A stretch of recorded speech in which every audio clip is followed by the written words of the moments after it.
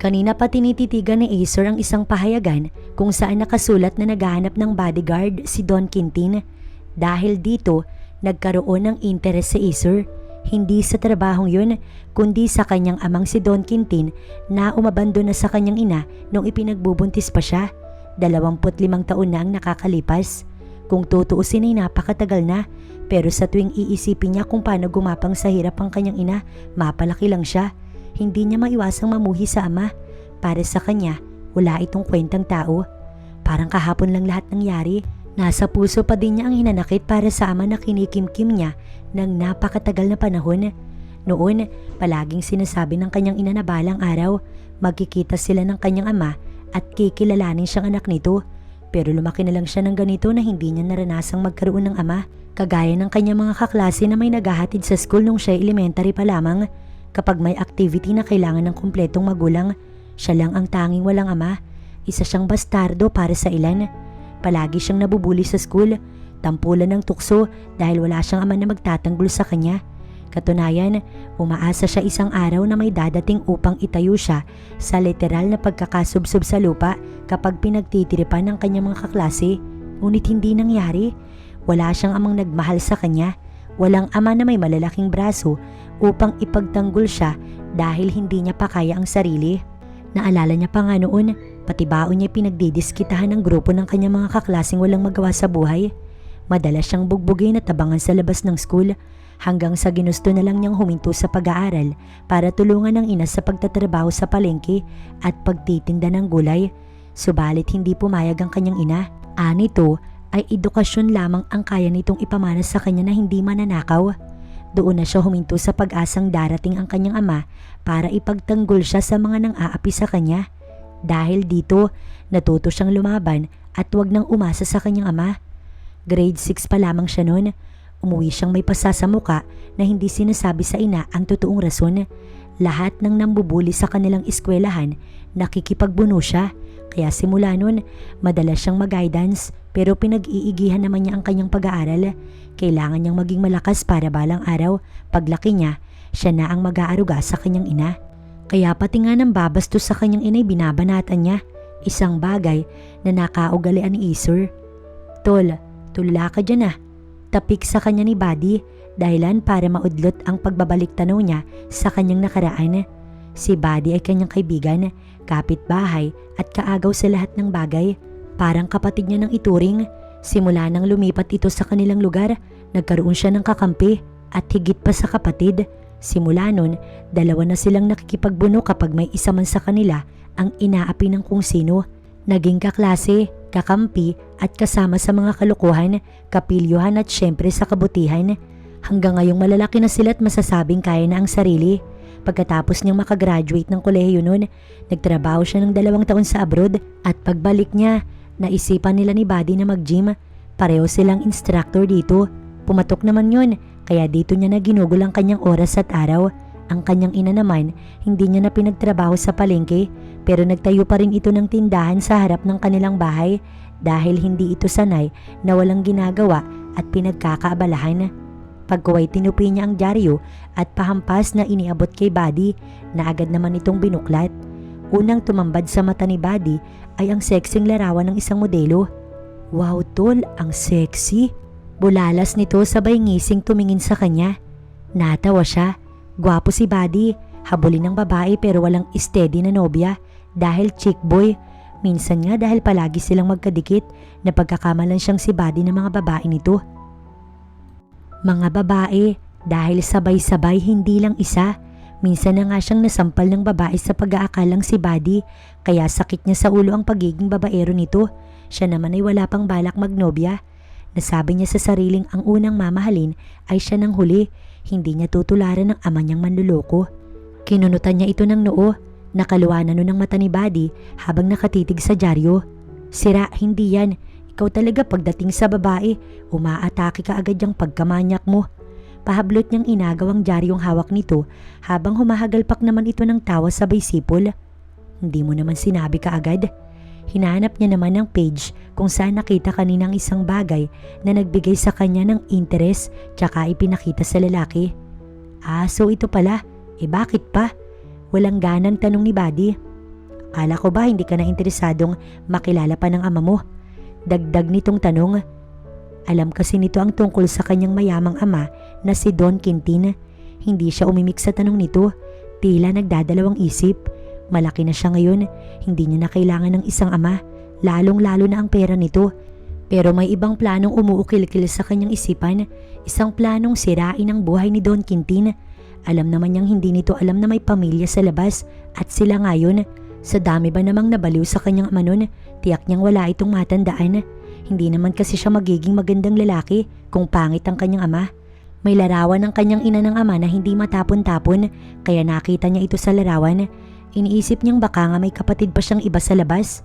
Pero tol, alam mo, magandang pagkakataon na rin to para malaman niyang isa kang buwendero.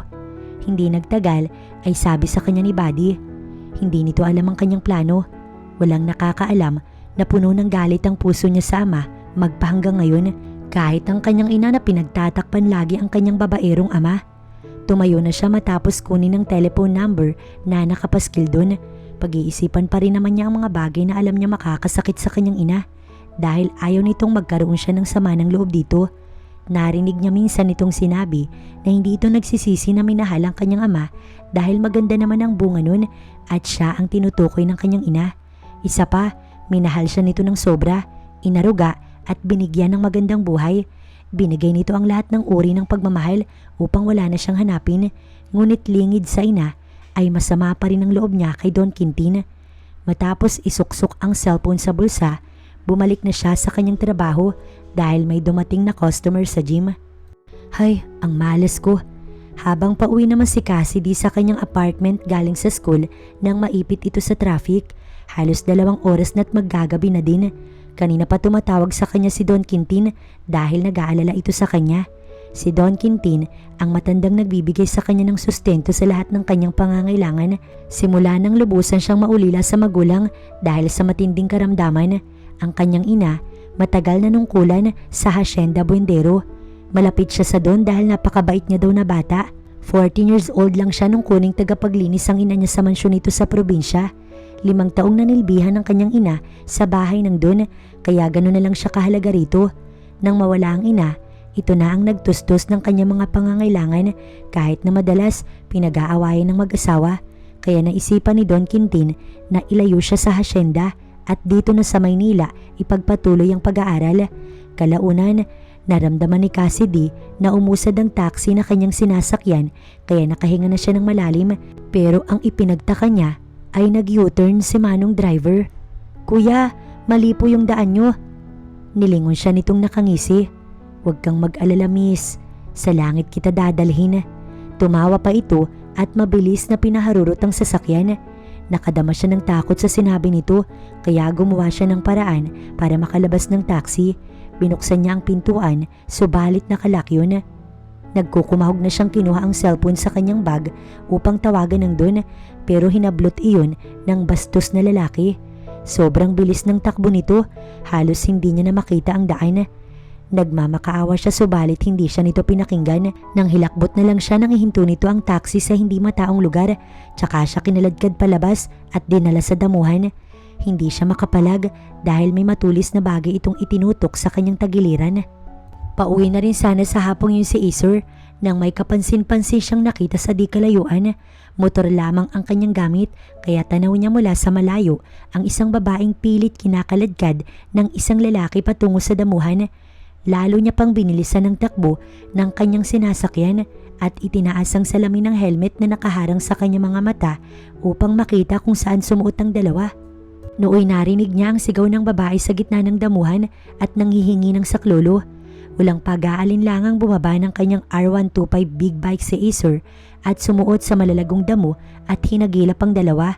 Naabutan niyang hinuhubaran na ng kasamang lalaki at pinupugpog ng halik ang kawawang babae. Nakadama siya ng matinding galit kaya nilapitan ito at pinagsususuntok dahilan upang mabitawan nito ang takot na dalaga. Hindi man lang nakahuma ang lalaki sa bigat ng kamao niya, lalo at sanay siyang bumuhat ng mabibigat na bagay sa gym kaya bugbog sarado ito hanggang sa nawalan ng malay. Umiiyak pa rin ito nang lapitan niya habang yakap ang sarili. Huwag ka nang matakot, hindi ka niya na magagalaw. Sabay nguso niya sa lalaki na kahandusay. Nginitian niya ito ng masilayan ang simpleng kagandahan ng babae. Laking panghihinayang niya kung nagtagumpay ang masamang lalaki sa balak nito. Hinubad niya ang suot na jacket at binalot sa babae dahil halos napunit na ang suot nitong damit. Dama pa rin niya ang panginginig sa katawan ng babae dahil marahil sa takot. Ihahatid na kita. Inalalaya niya ding sumakay sa kanyang motor ang babaeng magpahanggang ngayon ay wala pa ring kibo, pero binawi nito ang kamay na hawak niya at tumingin sa kanyang gawi. Salamat. Nakatango ang maganda nitong muka. Walang anuman. Mabilis naman niyang tugon. Huwag mo na akong ihatid. Sasakay na lang ako ng taxi. Ani Cassidy kahit na wala naman siyang banta na nararamdaman dito. Subalit sinabi sa kanya ni Don Quintin na wala dapat makakaalam sa kanyang tinutuluyan. Baka kasi matuntun siya ni Doña Marta. Panigurado'y malaking gulo yun. Sigurado ka ba? Napasuklay ang lalaki sa medyo mahabang buhok nito at tinitigan siyang hindi makapaniwala. Okay na ako. Salamat sa jacket. Ibabalik ko na lang sa'yo to. Di na kailangan, sa'yo na yan. Ngumiti ito na nagpalinga-linga. Walang gaanong dumadaang taxi rito. Ihahatid na kita sa malapit na sakayan. Pagkasabi nito, nauna siyang sumakay ng motor. Hindi niya maiwasang sulyapan ng lalaking may magandang puso. Napahanga siya nito kanina sa pagliligtas sa kanya. Kung hindi ito dumating, baka nagtagumpay na ang lalaki sa masamang balak nito. Humakbang siya at sumakay sa motor nito. Pagkuway inutusan siyang humawak at baka siya'y mahulog. Are you okay, Cassidy? Nag-aalala si Don Quintin nang makauwi sa bahay. Nasa may tarangkahan nito at halatang inaantay siya. Mabuti na lang at may suot siyang jacket kaya hindi nito napansin ang punit niyang damit. Napasulyap siya kay Manang Norma na nakatingin din sa gawin niya. Late siya sa pag-uwi ng halos 1 oras kaya hindi maikakailang parehong nag-aalala ang mga ito. Si Manang Norma ay ang maid na kasakasama niya sa bahay at isa sa pinagkakatiwalaan ni Don Quintin. Alam ng ginang ang tungkol sa kabutihan ng matanda sa kanya at batid din ito kung gaano siya kaswerte. Alam mo bang kanina pa ako nag-aalala sa'yo? Hindi mo sinasagot ang tawag ko. Mahinahong saad ni Don Quintin. Hindi ito yung unang pagkakataong nag-aalala siya para kay Cassidy at hanggang wala siyang bodyguard na nakikita para sa babae, hindi mapapanatag ang kanyang kalooban. Kanina ay nahuli niyang may kausap ang asawa sa cellphone at batid niyang may masama itong binabalak kay Cassidy. Hindi naniniwala ang kanyang asawa na tulong lamang ang ginagawa niyang pagmamalasakit para sa dalaga. Ilang beses na siya nitong pinagbibintangang may babae pero kailanman hindi na naulit ang minsang pagkakamali niya sa kanilang maid noon na si Erwila. Nalaman noon ng kanyang ina na nagkaroon siya ng relasyon sa kanilang maid kaya naman pinaalis nito si Erwila at ipinakasal siya kay Marta. Sinubukan niyang hanapin noon ang nobya pero sumuko na lamang siya dahil nabalitaan niyang umuwi ng probinsya ang babae at hindi niya alam kung saan. Simula noon, wala na siyang naging balita pa hanggang sa inisip na lamang niyang baka talaga hindi sila para sa isa't isa. Natagalan lang po ako sa school. Tugon ni Cassidy sa kanya na hindi makatingin ng diretso. Kilala niya ang dalaga kapag nagsasabi ng totoo at hindi. Bata pa man, alam niya na kung okay ito at hindi, kaya alam niyang may hindi magandang nangyari. Sige, magpahinga ka na. Ani at hindi na lamang ito pipiliting magsabi sa kanya kung ano nga bang nangyari.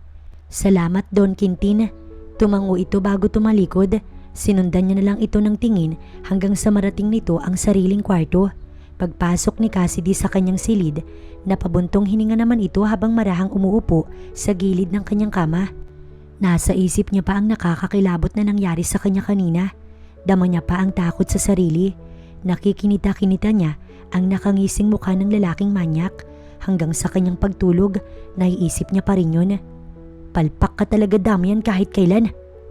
Malakas na sampal ang dumapo sa mukha ng lalaking inutusan ni Doña Marta para gahasain si Cassidy.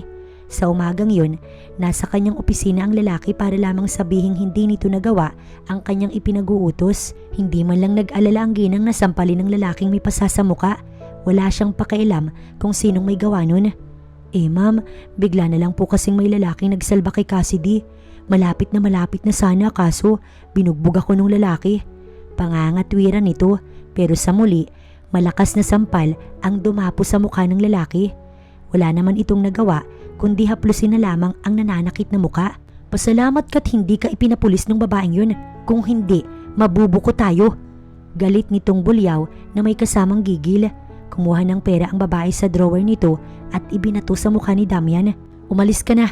Di ko kailangan ng isang palpak na katulad mo. At wag ka nang magpapakitang muli sa akin. Lalo na sa asawa ko. Kapag nangyari yun, ikaw mismo ang ipapaligpit ko.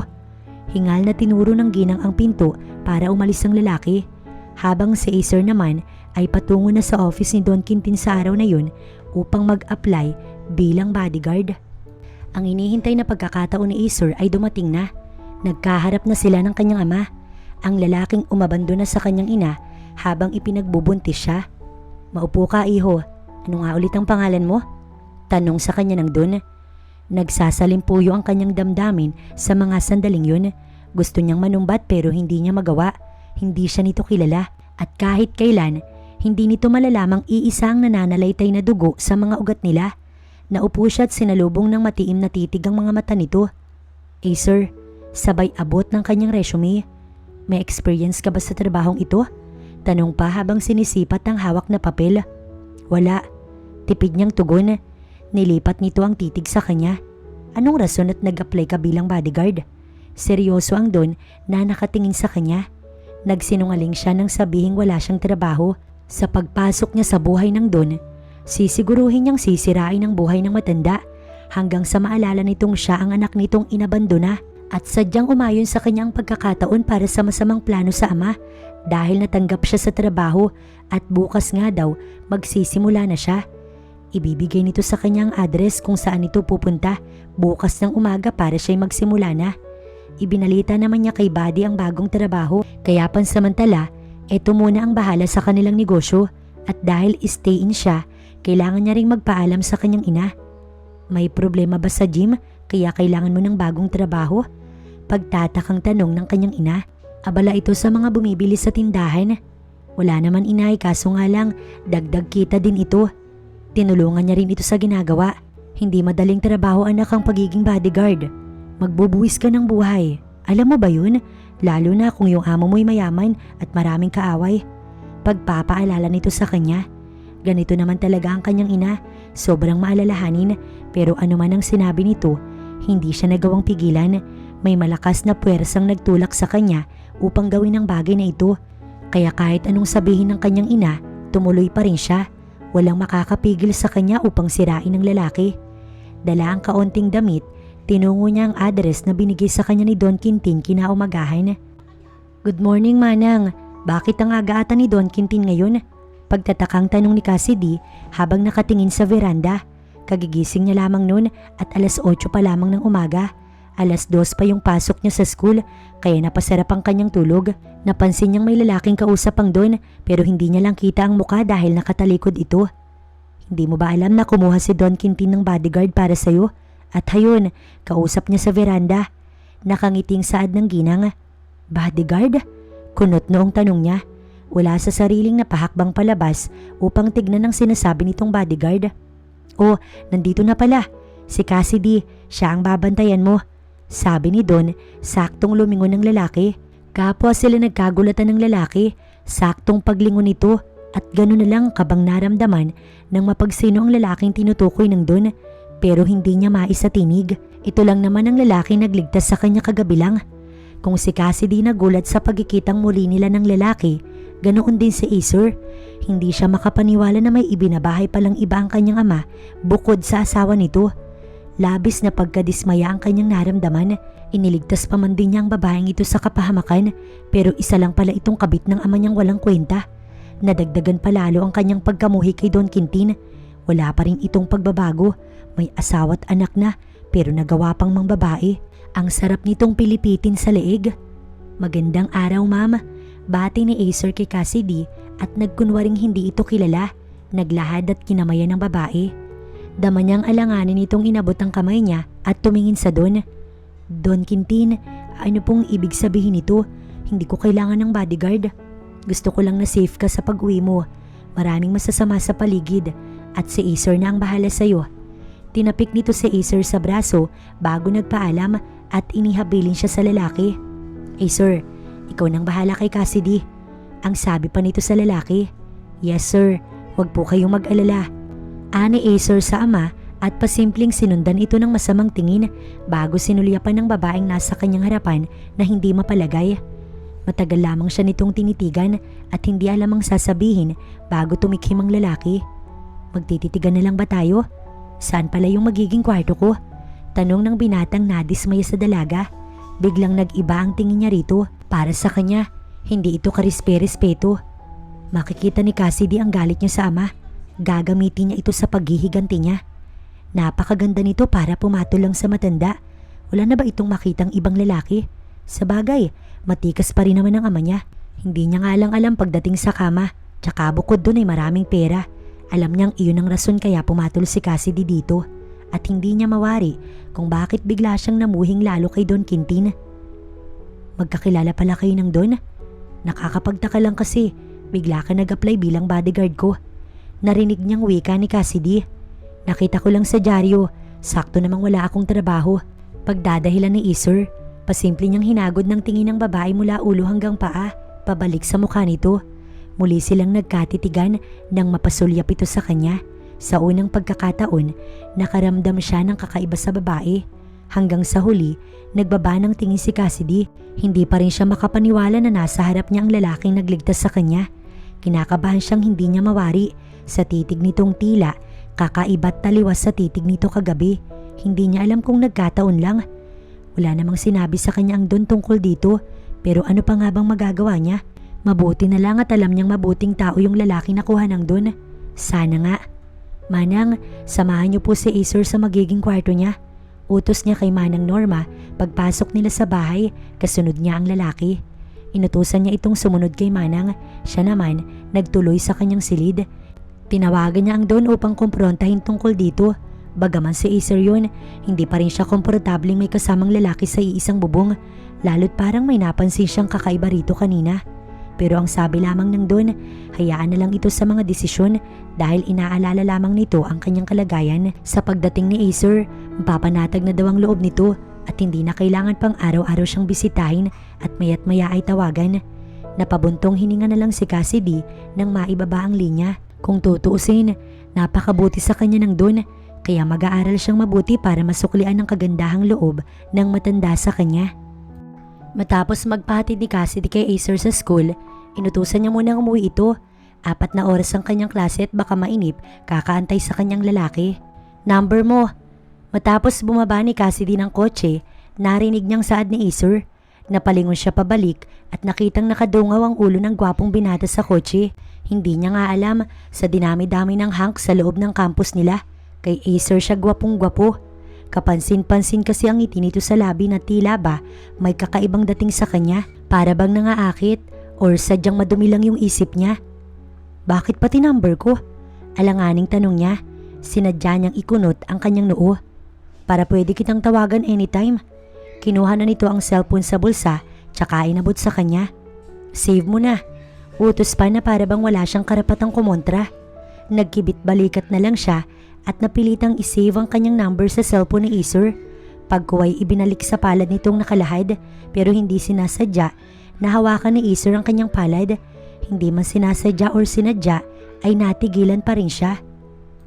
Saglit siyang natulala at kinabahan sa pagdaop ng palad nilang dalawa. Parang may something dun. Sorry ma'am. Tsaka ito pilyong umiti kaya alam niyang sinadya yun ng lalaki pero agad din namang binitiwan. Isinara na ng binata ang kotse matapos siyang kawayan. Basta nahuli niya ang sariling hinahabol ito ng tingin papalayo. Bakit parang may kakaiba sa kilos ni Isur? Hindi niya mahuli kung ano pero parang kakaiba. Nagkibit balikat na lang siya at baka mali ang kanyang iniisip. Siguro nga, hindi niya lubusang kilala ang lalaki dahil matapos siyang iligtas kahapon, hindi naman sila nagkakilala at may kapilyuhan pala itong itinatago at dahil dito, napapangiti siyang pumasok sa campus. Ang weird ng pakiramdam niya. Habang si Isur naman nakatingin sa side mirror kung saan tanong niya si Cassidy na papasok na ng campus. Sorry na lang ito dahil si Cassidy ang gagamitin niya para pasakitan ng kanyang ama. Ano kaya ang mararamdaman nito kung maaagaw niya mula rito ang kabit ng kanyang ama? Pasado 2:00 na ng hapon, pumarada na ang kotse ni Isur sa harap ng school para sunduin si Cassidy. Sakto ding papalabas na ang dalaga kasama ng isang lalaki. Seryosong nag-uusap ang dalawa patungo sa gate hanggang sa labasan.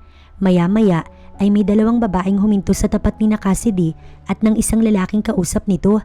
Tanaw niyang nakipagsagutan ng isang babae kay Cassidy at pilit hinahaltak ang kausap nitong lalaki.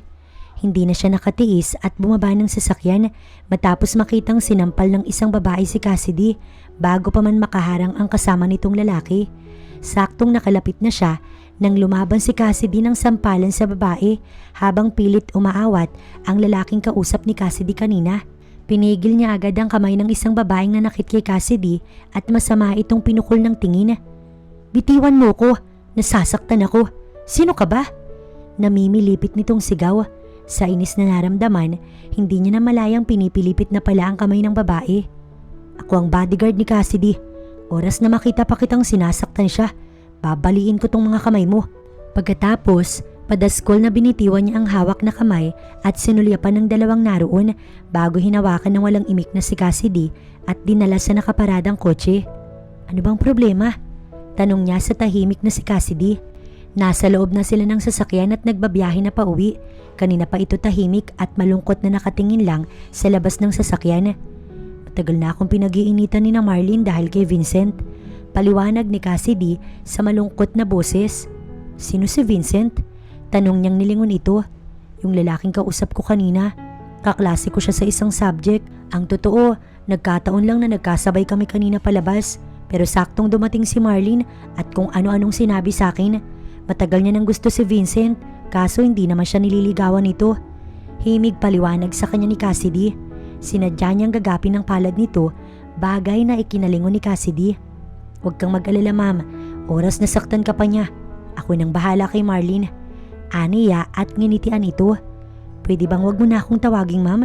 Cassidy na lang kung okay lang. Salamat din sa pagtatanggol mo kanina. Alam mo, ngayon ko lang naramdamang may naging kakampi ako." Pahayag nito at kumapit din sa kamay ni Acer. Gusto ni Cassidy ang init na nagmumula sa kamay ng lalaki. Tila ba nagpapagaan ito sa kanyang pakiramdam. Kanina, habang pinagtatanggol siya ni Acer kay Marlene, ay may kakaibang saya siyang naramdaman. Simula kasi nang mamatay ang kanyang ina, lahat ng pang-aapi sa kanya sa school, tinitiis niya lang. Para sa kanya, hindi maliit na bagay ang may nagtatanggol. Wala siyang pamilya na pagsasabihan niya ng problema. Wala siyang kaibigan. Oo nga't nandyan ang Don, pero hindi naman niya ito masabihan ng kanyang mga saloobin. Bukod doon, alam niyang busy ito sa mga negosyo.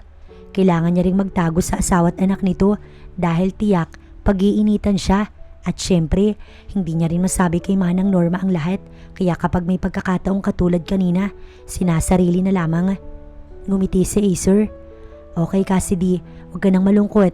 Hindi bagay sa iyo ang nakasimangot." Himig pagbibiro nito kaya napangiti siya. Simula nun, naging malapit na sila sa isa't isa, lalo't palagi silang magkasama. Minsan nga kapag galing sa school, nag-aaya muna si Acer kumain at maglakad-lakad sa gilid ng park. Katulad sa mga oras na yun, pareho nilang napagpasyahang kumain ng barbecue, pero nagpaalam siya kay Don Quintin na gagabihin para hindi ito mag-worry, at dahil may bodyguard siya, hindi na nito tinanong kung saan siya pupunta at kung bakit. "Nasaan nga pala ang family mo?" tanong niya sa lalaki. Wala kasi itong naikukwento sa kanya tungkol sa pamilya ni Acer. Nahinto muna ito sa paglalakad at inalalayan siyang umupo sa isang bench na nasa gilid ng park.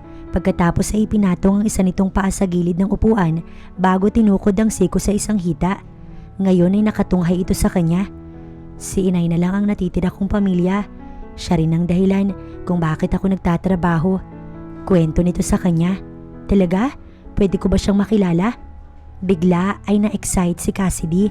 Natigilan muna ito tsaka tila nag-iisip bago tumitig sa kanya. "Oo ba?" Kalaunan ay tugon ng binata sa kanya, kaya ngiti ang naging tugon ng dalaga. Ilang sandali pa silang nagkwentuhan tungkol sa ina nito bago nila napagpasyahang umuwi na. Sa Sabado nila napagkasundo ang dalawin ng ina ng lalaki dahil wala siyang pasok. "Good night, Cassidy." Halos kapapasok lang niya nang makatanggap ng text mula kay Acer at hindi niya maiwasang mapangiti bago nag-reply. "Good night, Acer. Basta, kakaiba ang sayang nararamdaman niya ngayon." "Saan ka galing? Sa babae mo ba?" Mapaghinalang bungad ni Marta sa asawa pagdating nito sa bahay. 9:00 na ng gabi at sigurado siyang galing ito sa ibang babae. For heaven's sake, Marta! Wala akong babae! Hininaan lamang ni Don Quintin ang kanyang boses dahil baka may makarinig sa kanila. Bakit? Totoo naman ah. Akala mo ba hindi ko alam na binabahay mo si Cassidy? Ang anak ng katulong mo? Ano? Pinag-aaral mo pa? Ginawa mo kong tanga, Quintin. In almost 25 years, nagagawa mo pa rin akong lokohin. Nagtaas ng boses si Marta kaya narinig ito ng isa nilang anak dahilan upang lumabas ng silid. Ma'am, Dad, nag-aaway na naman ba kayo? Tanong ni Mafe na naiinis na. Bunso nila ito ni Marta, 18 years old. Ang panganay naman nila ay si Kirby, 20 years old. Sa tuwing magsiselos ang kanyang asawa, naapektuhan ang kanyang mga anak at hindi niya maiwasang magalit dito. Si Mafe na lang ang kasama nila sa bahay dahil may sarili ng kondo si Kirby na mas pinili nitong bumukod sa kanila. Bata pa man ang dalawa niyang anak, malayo na sa kanya ang loob ng mga ito dahil nabibrainwash ng ina. At kahit anong paliwanag niya kay Marta na wala siyang ibang babae simula nang pilit siyang ipakasal dito, ay ayaw nitong maniwala. Hindi naman kami nag-aaway, Mafe. Ang mamo lang naman ang nag-iisip ng masama laban sa akin. Mahinahon niyang tugon sa anak pero niratrat na naman siya ng kung ano-anong salita ng asawa. Nainis lalo ang anak nila at bumalik sa kwarto. Padabog na isinara ang pintuan. Hindi siya makapaniwalang sa edad nilang ito, nagagawa pa rin siyang pagdudahan ni Marta. Ito din ang rason kung bakit kahit anong gawin niya, hindi ito makuhang mahalin. Ang kaisa-isa pa ring babaeng nakilala nun at ang nagpatibok ng puso niya ang kanyang hinahanap-hanap. Sayang at iniwan siya nito. Sayang at hindi sila ang nagkatuluyan. Siguro kung hindi ito umalis at iniwan siya, ipaglalaban niya ang babae sa kanyang ina. San ka pupunta, Quintin? Nag-uusap pa tayo. Singhal ni Marta sa kanya nang piliin niyang tumalikod at iwan na lang ang babae. Pagdating sa kanilang kwarto, sinara niya ang pintuan, subalit kasunod niya ito.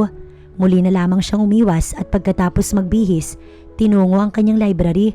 Naroon ang nakatagong larawan ni Erwila na palihim niya pa ring tinititigan kapag namimiss niya ito.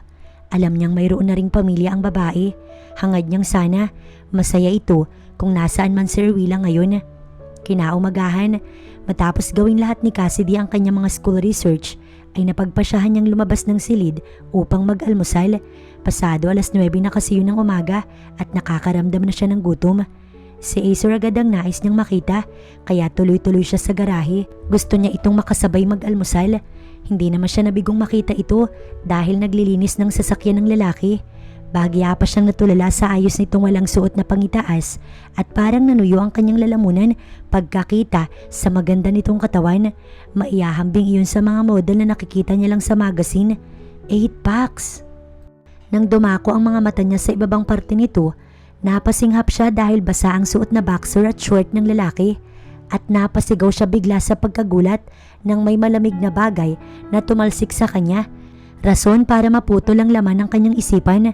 Napalitan iyon ng inis at saka niya lang napagtanto na nakatapat na pala ang host sa kanya at hawak naman iyon ng nakangising lalaki. Kanina ka pa nakatitig sa akin kaya maligo ka para mahimasmasan ka. Ayan, at mas lalo pa nitong nilakas ang agos ng host. Dahil dito, hindi lang mukha ang basa sa kanya, kundi pati damit. Naririnig niya ang malakas na nangaasar nitong tawa, kaya nawala ang kanyang pagkainis at nahawa siya sa tawa nito. Hindi niya na malayang lumapit siya sa lalaki at nakipag-agawan ng host, kaya nagmistula sila mga batang naglalaro ng tubig. Kapwa sila basang-basa na naghahabulan sa garahe. May pagkakataong nayayakap niya na halos sa Acer para lang maagaw ang hawak nito. Pero malakas ang lalaki kaya hindi siya nagtagumpay. Sa pag-aagawan nila ay pareho silang nabuwal sa damuhan. Napailalim siya at yakap naman siya ng lalaki. Nagkagulatan sila sa kanilang ayos pero kalaunan bigla itong naging seryoso habang nakatunghay sa kanya. Hindi niya maiaalis sa gwapo nitong muka ang kanyang paningin. Hindi rin niya maiwasan ang kakaibang pakiramdam dahil sa nakadagan sa kanyang lalaki. Sa unang pagkakataon, may kung anong hindi maipaliwanag siyang init na para bang humahaplos sa kanyang damdamin. Acer, usal niya. Naging seryoso ang mukha nitong nakatitig sa mga mata niya, pababa sa mga labi. Hindi siya malisyosong tao pero nararamdaman niya ang matigas na bagay mula rito. bumangon ka na kaya. Ang bigat mo. Idinaan na lamang niya iyon sa biro. Nasaktan ka ba? Sinapo nito ang likod niya at marahang nilapit sa kanya ang mukha nito na hindi niya alam kung bakit. Pakiramdam niya, mas lalong naginit ang basang katawang lupa niya. Dumapo kasi ang palad nito sa kabilang bahagi ng kanyang pisngi at hinawi ang iilang hibla ng buhok niya. Napakaganda mo, Cassidy. Usal nito habang mas lalong naging seryoso. Kinabahan na siya kaya tinulak niya ang binata. Tsaka siya nagkaroon ng pagkakataong kunin ng hose at itapat sa mukha ng lalaki. Nawala ang seryosong anyo nito at napalitan na muli ng pilyong ngiti. Kasunod nun, naghahabulan na muli silang dalawa. Nagmistulang mga bata ang mga ito hanggang sila na rin ang nagsawa at nagpa siyang maligo na lang ng sabay sa labas. Bye, Cassidy. Kaway ni Acer nang maihatid ang dalaga sa school. Nilingon siya ng dalaga at nginitian. Bye, Acer. Mula pagbaba ng kotse hanggang sa makapasok na ito ng campus ay hindi hinihiwalay ni Acer ang titig dito. Nagdidiwang ang kanyang kalooban dahil alam niya sa sariling unti-unti nang nahuhulog sa kanya ang loob ng dalaga at kapag tuluyan na itong nahulog sa kanya at mapaibig, tsaka niya kukunin ang isang bagay na pinakamahalaga sa babae bago niya iwanan. Kalaunan, pinaharurot niya ang sasakyan. Dumiretso muna siya sa gym upang bisitahin ng kaibigan. Total naman, mamaya pa ang uwi ni Cassidy. Cassidy, uuwi ka ba? Tanong sa kanya ng isang babae. Nilingon pa ito ni Cassidy. Si Lady Ann yun na kanyang kaklase at nakakapagtakang hindi naman sila close pero nagawa siyang tanungin. Sobrang tahimik kasi niya sa loob ng classroom at madalas pag-initan ng mga kaklase niya. Bagay na lalong naglalayo ng kanyang loob sa mga ito. Oo, bakit? Kinunutan niya pa ito ng noo. Ipakilala mo naman ako sa bodyguard mo. Labas gilagid itong nakangiti sa kanya kaya napataas ang kanyang kilay. Ayun pala ang rason, may kailangan pala ito. Oo nga naman, Cassidy, ang gwapo kasi. Segunda ni Brielle, isa sa mga kaklase niya rin. Hindi naman kasi maiwasang hindi makita ng ilan si Acer kapag inihahatid siya, lalo at kalat sa buong campus na may tagapagtanggol na siya. Narinig niyang pinag-uusapan ng lahat ang kakisigan ng kanyang bodyguard. Simula noong ipagtanggol siya nito kay Marlene, nabawasan na ang mga nambubuli sa kanya. Tila ba dahil kay Acer ay nais na siyang kaibiganin ng lahat, mostly kasi mga babae yung lumalapit sa kanya. Hindi siya sumagot sa mga sinabi nito, bagkos ay iniwan niya ang dalawang babae. Maghanap ito ng ibang paglilibangan. Pero nakasunod naman pala ang dalawang babae sa kanya. Sakto pang nasa labas na si Acer ng gate at inaantay siya. Kusa nang nagpakilala ang mga ito sa binata at pakiramdam naman niya, tuwang-tuwa si Acer na nakipagkamay pa sa dalawang babae. Nakasimangot tuloy siya nang sumampa ng sasakyan dahil sa pagkainis na nararamdaman. Paanong hindi? Nagawa pa nitong makipagngitian sa dalawang babae. Hindi bagay sa yung nakasimangot. Wari bang inaasar pa siya ni Acer? Sinamangutan niya pa itong lalo't hindi kumibo. Pero tinawanan lamang siya ng lalaki.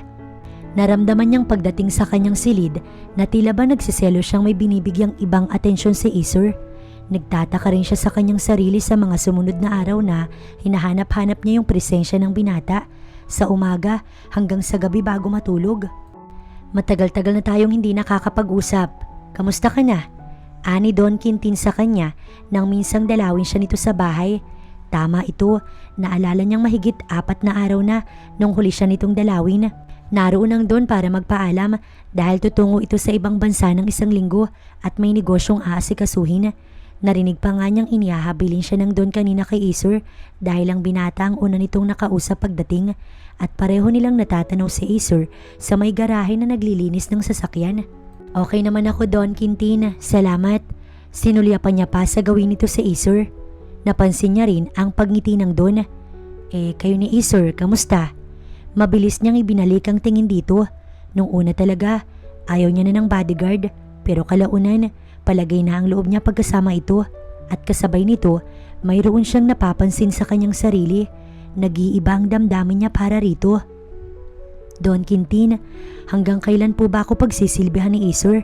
Seryoso niya ding tanong rito, marahil sa kakatuwa niyang nararamdaman. Tumikim muna ito tsaka sumeryoso. Si Marta ang dahilan kung bakit kinailangan kong kumuha ng bodyguard. Alam niya nang sinusustentuhan kita, nga lang hindi niya alam ang lugar mo. Mag-iingat ka, Cassidy, dahil wala akong tiwala sa asawa ko. Nagsiselo siya sa'yo at gagawin niya lahat, mawala ka lang sa landas ko. Sabi pa nitong nagbigay ng kaba sa kanya. Naiisip niya nang baka si Doña Marta ang nagutos upang ipaghahasa siya, kaya dahil dito nakaramdam siya ng takot. Napalitan ng lungkot, pakiramdam niya siya ang magiging rason upang masira ang pamilya ng Don.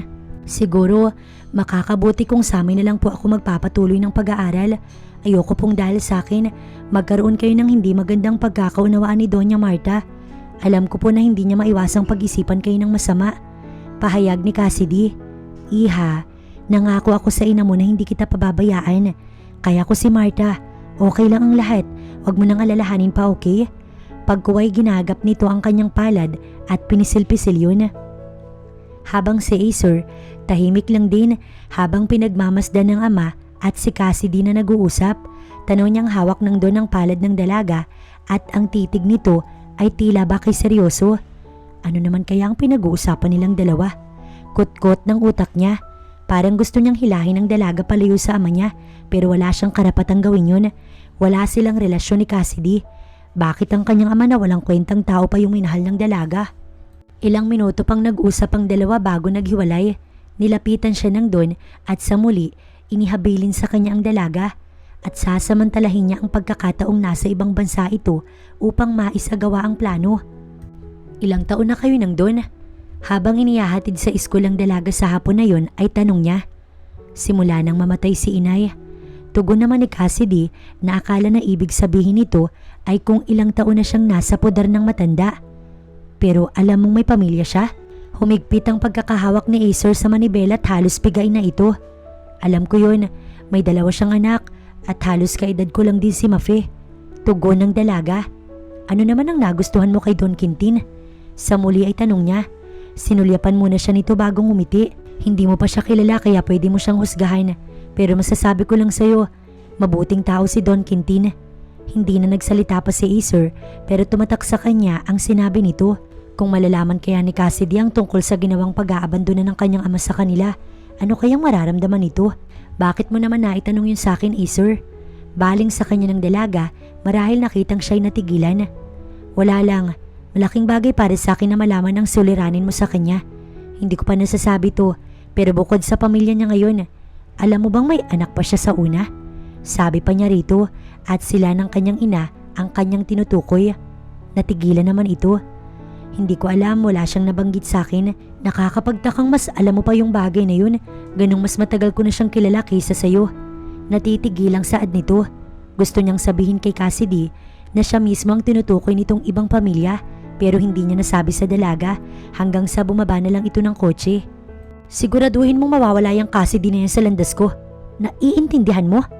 Mariing utos ni Doña Marta sa isang lalaking nasa harapan nito ngayon. Sasamantalahin ni Doña Marta ang pagkakataon upang mawala ang kinamumuhi ang kabit ng kanyang asawa habang ito ay nasa abroad. Yes ma'am, pero kailangan ko ng paunang bayad. Baka mamaya mahuli ako ng mga pulis at walang makain yung pamilya ko. Malamang! Wag na wag kang magpapahuli. Sira ka ba? Gusto kong malinis ang pagkakagawa. Yung iisipin niyang aksidente lang ang nangyari. Barilin mo siya. Ganun lang kasimple yun. Inis na bulyaw ni Doña Marta sa kanyang kausap. Hindi siya nag-aalalang may makarinig dahil wala si Mafe at ang maid ay nasa palengke. Napakamot naman sa ulo ang huli tsaka ngumisi. Makakasiguro po kayo ma'am. Malinis po ako magtrabaho. Pagmamalaki pa nito. Ang taong nasa harap niya ngayon ay takas sa bilangguan at ilang beses nang nakapatay. Patapon na kaya walang pinangihinayangan. May kakilala siyang nag-offer dito sa lalaking to at ayaw niyang sa pagkakataong ito pumalya ang kanyang plano. Pagkasabi nun ng lalaki, napilitan namang nagbigay ng 10,000 cash si Doña Marta dito bilang paunang bayad. Pagkuway ngingisi-ngisi na ang lalaki habang inaamoy pa ang pera. Napairap ang Doña. Tsaka ito inutusang umalis na ang lalaki. Marahas siyang napabuntong hininga. Kailangan nang mawala ng babaeng yun para naman gumaan na ang kanyang pakiramdam. Samantala si Cassidy, walang kamalay-malay sa paparating na panganib. Napangiti pa ito nang makita si Acer na nakatayo malapit sa kotse, saktong paglabas niya ng gate. Ewan ba niya kapag nasa loob siya ng school, may mga pagkakataong gustong-gusto niya nang makita at makausap ang lalaki. Namimiss niya ito sa iilang oras lang naman siyang nasa school. Nasanay na siyang kausap ang binata. Pakiramdam niya, may espesyal na siyang pagtingin rito. Kumuway siya kay Acer nang ito ay makita. Nagpalitan pa silang dalawa ng ngiti habang siya'y papatawid ng kalsada. Ngunit gano'n na lang ang pagkagulat niya nang may isang humahagibis na sasakyan papalapit sa kanya. Kinabahan siya at natulala sa pagkakatayo na walang kagalaw-galaw. Pagtapat ng sasakyan sa dalaga, nagpakawala ng isang putok ang lula ng kotse, dahilan para bumulagtang duguan si Cassidy. Naging alerto sa pangyayari si Acer at nakatakbo bago pa man mabaril si Cassidy, kaya naitulak pa niya ito kaya sa braso tinamaan ng bala si Cassidy. Naghiyawan ng mga taong nakakita at nagmamadaling tumawag ng security. Mabilis din ang rescue ng mga pulis na saktong nagpapatrol sa malapit na pinangyarihan at kasalukuyang hinahabol ang sasakyang puti na may plate number na 102336. Tanda agad ni Acer yun dahil aalamin niya kung sino ang may gawa nito sa dalaga. Naging matindi ang pag-aalala ni Acer para sa walang mali na dalaga na ngayon buhat-buhat papasok sa kotse. Mabuti na lang at may malapit na hospital. Agad din itong inatima ng doktor. Wag po kayo mag-alala, sir. Ligtas na po yung girlfriend nyo. Nakangiti ang nurse na nakapansin sa kanya na nababalisa habang nasa labas ng pinto. Napagkamalan pa siyang boyfriend nito. Bodyguard ako, hindi boyfriend. Sinagot niya pa ito ng ganun. Ay sorry po, bagay po kasi kayo. Nangingiti pa rin itong tumalikod. Hindi na lamang niya ito pinansin at sinilip sa loob ng kwarto ang dalaga. Sakto namang paglabas ng doktor mula sa silid ni Cassidy. Natahinan nito ang sugat at natanggal ang bala sa kaliwang braso ng dalaga. Sabi ng doktor, maya-maya magkakamali na ang pasyente. Hindi niya alam kung anong nagtulak sa kanya upang gagapin ang palad nito para lamang maramdaman ni Cassidy na hindi ito nag-iisa. Nakita niya kanina ang takot nitong itsura habang papalapit ang panganib. Siya naman ay natakot para rito bilang bodyguard nito. Alam niya kung sino ang may pakana nito. Walang iba kundi si Doña Marta mismo. Ito lang naman ang may galit kay Cassidy. Marahil ay alam ng matanda ang tungkol sa pakikipagrelasyon ng asawa sa iba. At alam niyang aware ang Don na mangyayari ang ganito, kaya kumuha ng bodyguard ang matanda para sa kabit nito. Kung todo paghahabilin pa nga ang ginawa ng Don sa kanya para sa dalaga. May kahalong puot at hinanakit sa ama ang nararamdaman niyang pag-aalala ngayon kay Cassidy. Kakaiba din talaga ang kanyang ama. Nang mailabas ang dalaga sa hospital, ay halos hindi niya maiwala ang paningin dito, maging sa loob ng bahay. Wala naman itong sinabi sa kanya, pero batid niyang nababahala din ito sa nangyari. Gabi na, anong ginagawa mo dito sa labas? Tanong niya sa dalaga nang makitang nasa teres. Galing siya sa silid ng dalaga kanina pero wala ito doon, kaya naisip niyang baka nandito sa labas at hindi nga siya nagkamali. Nagpapahangin lang. Narinig ni Acer na sagot nito sa paus na boses at tila umiiyak. Hindi siya nagkamali sa hinala. Nang lumapit siya at ito'y titigan, may luha sa mga mata ng dalaga at napakalungkot na mga mata at marahil namimiss nito ang kanyang ama. Tinawagan mo na ba si Don? Nasabi mo na ba ang nangyari? Nakita niya itong umiling. Takot na takot ako, Acer. Dinig niyang saad ng dalaga. Akala ko katapusan ko na. Akala ko makikita ko na sina inay. Tsaka ito mapait na ngumiti. Lalo pang naghabulan ang mga luha nito. Parang may kurot siyang naramdaman sa mga sandaling yun. Nilapitan niya si Cassidy at ikinulong sa kanyang bisig. Cassidy, walang masamang mangyayari sa'yo basta nasa tabi kita.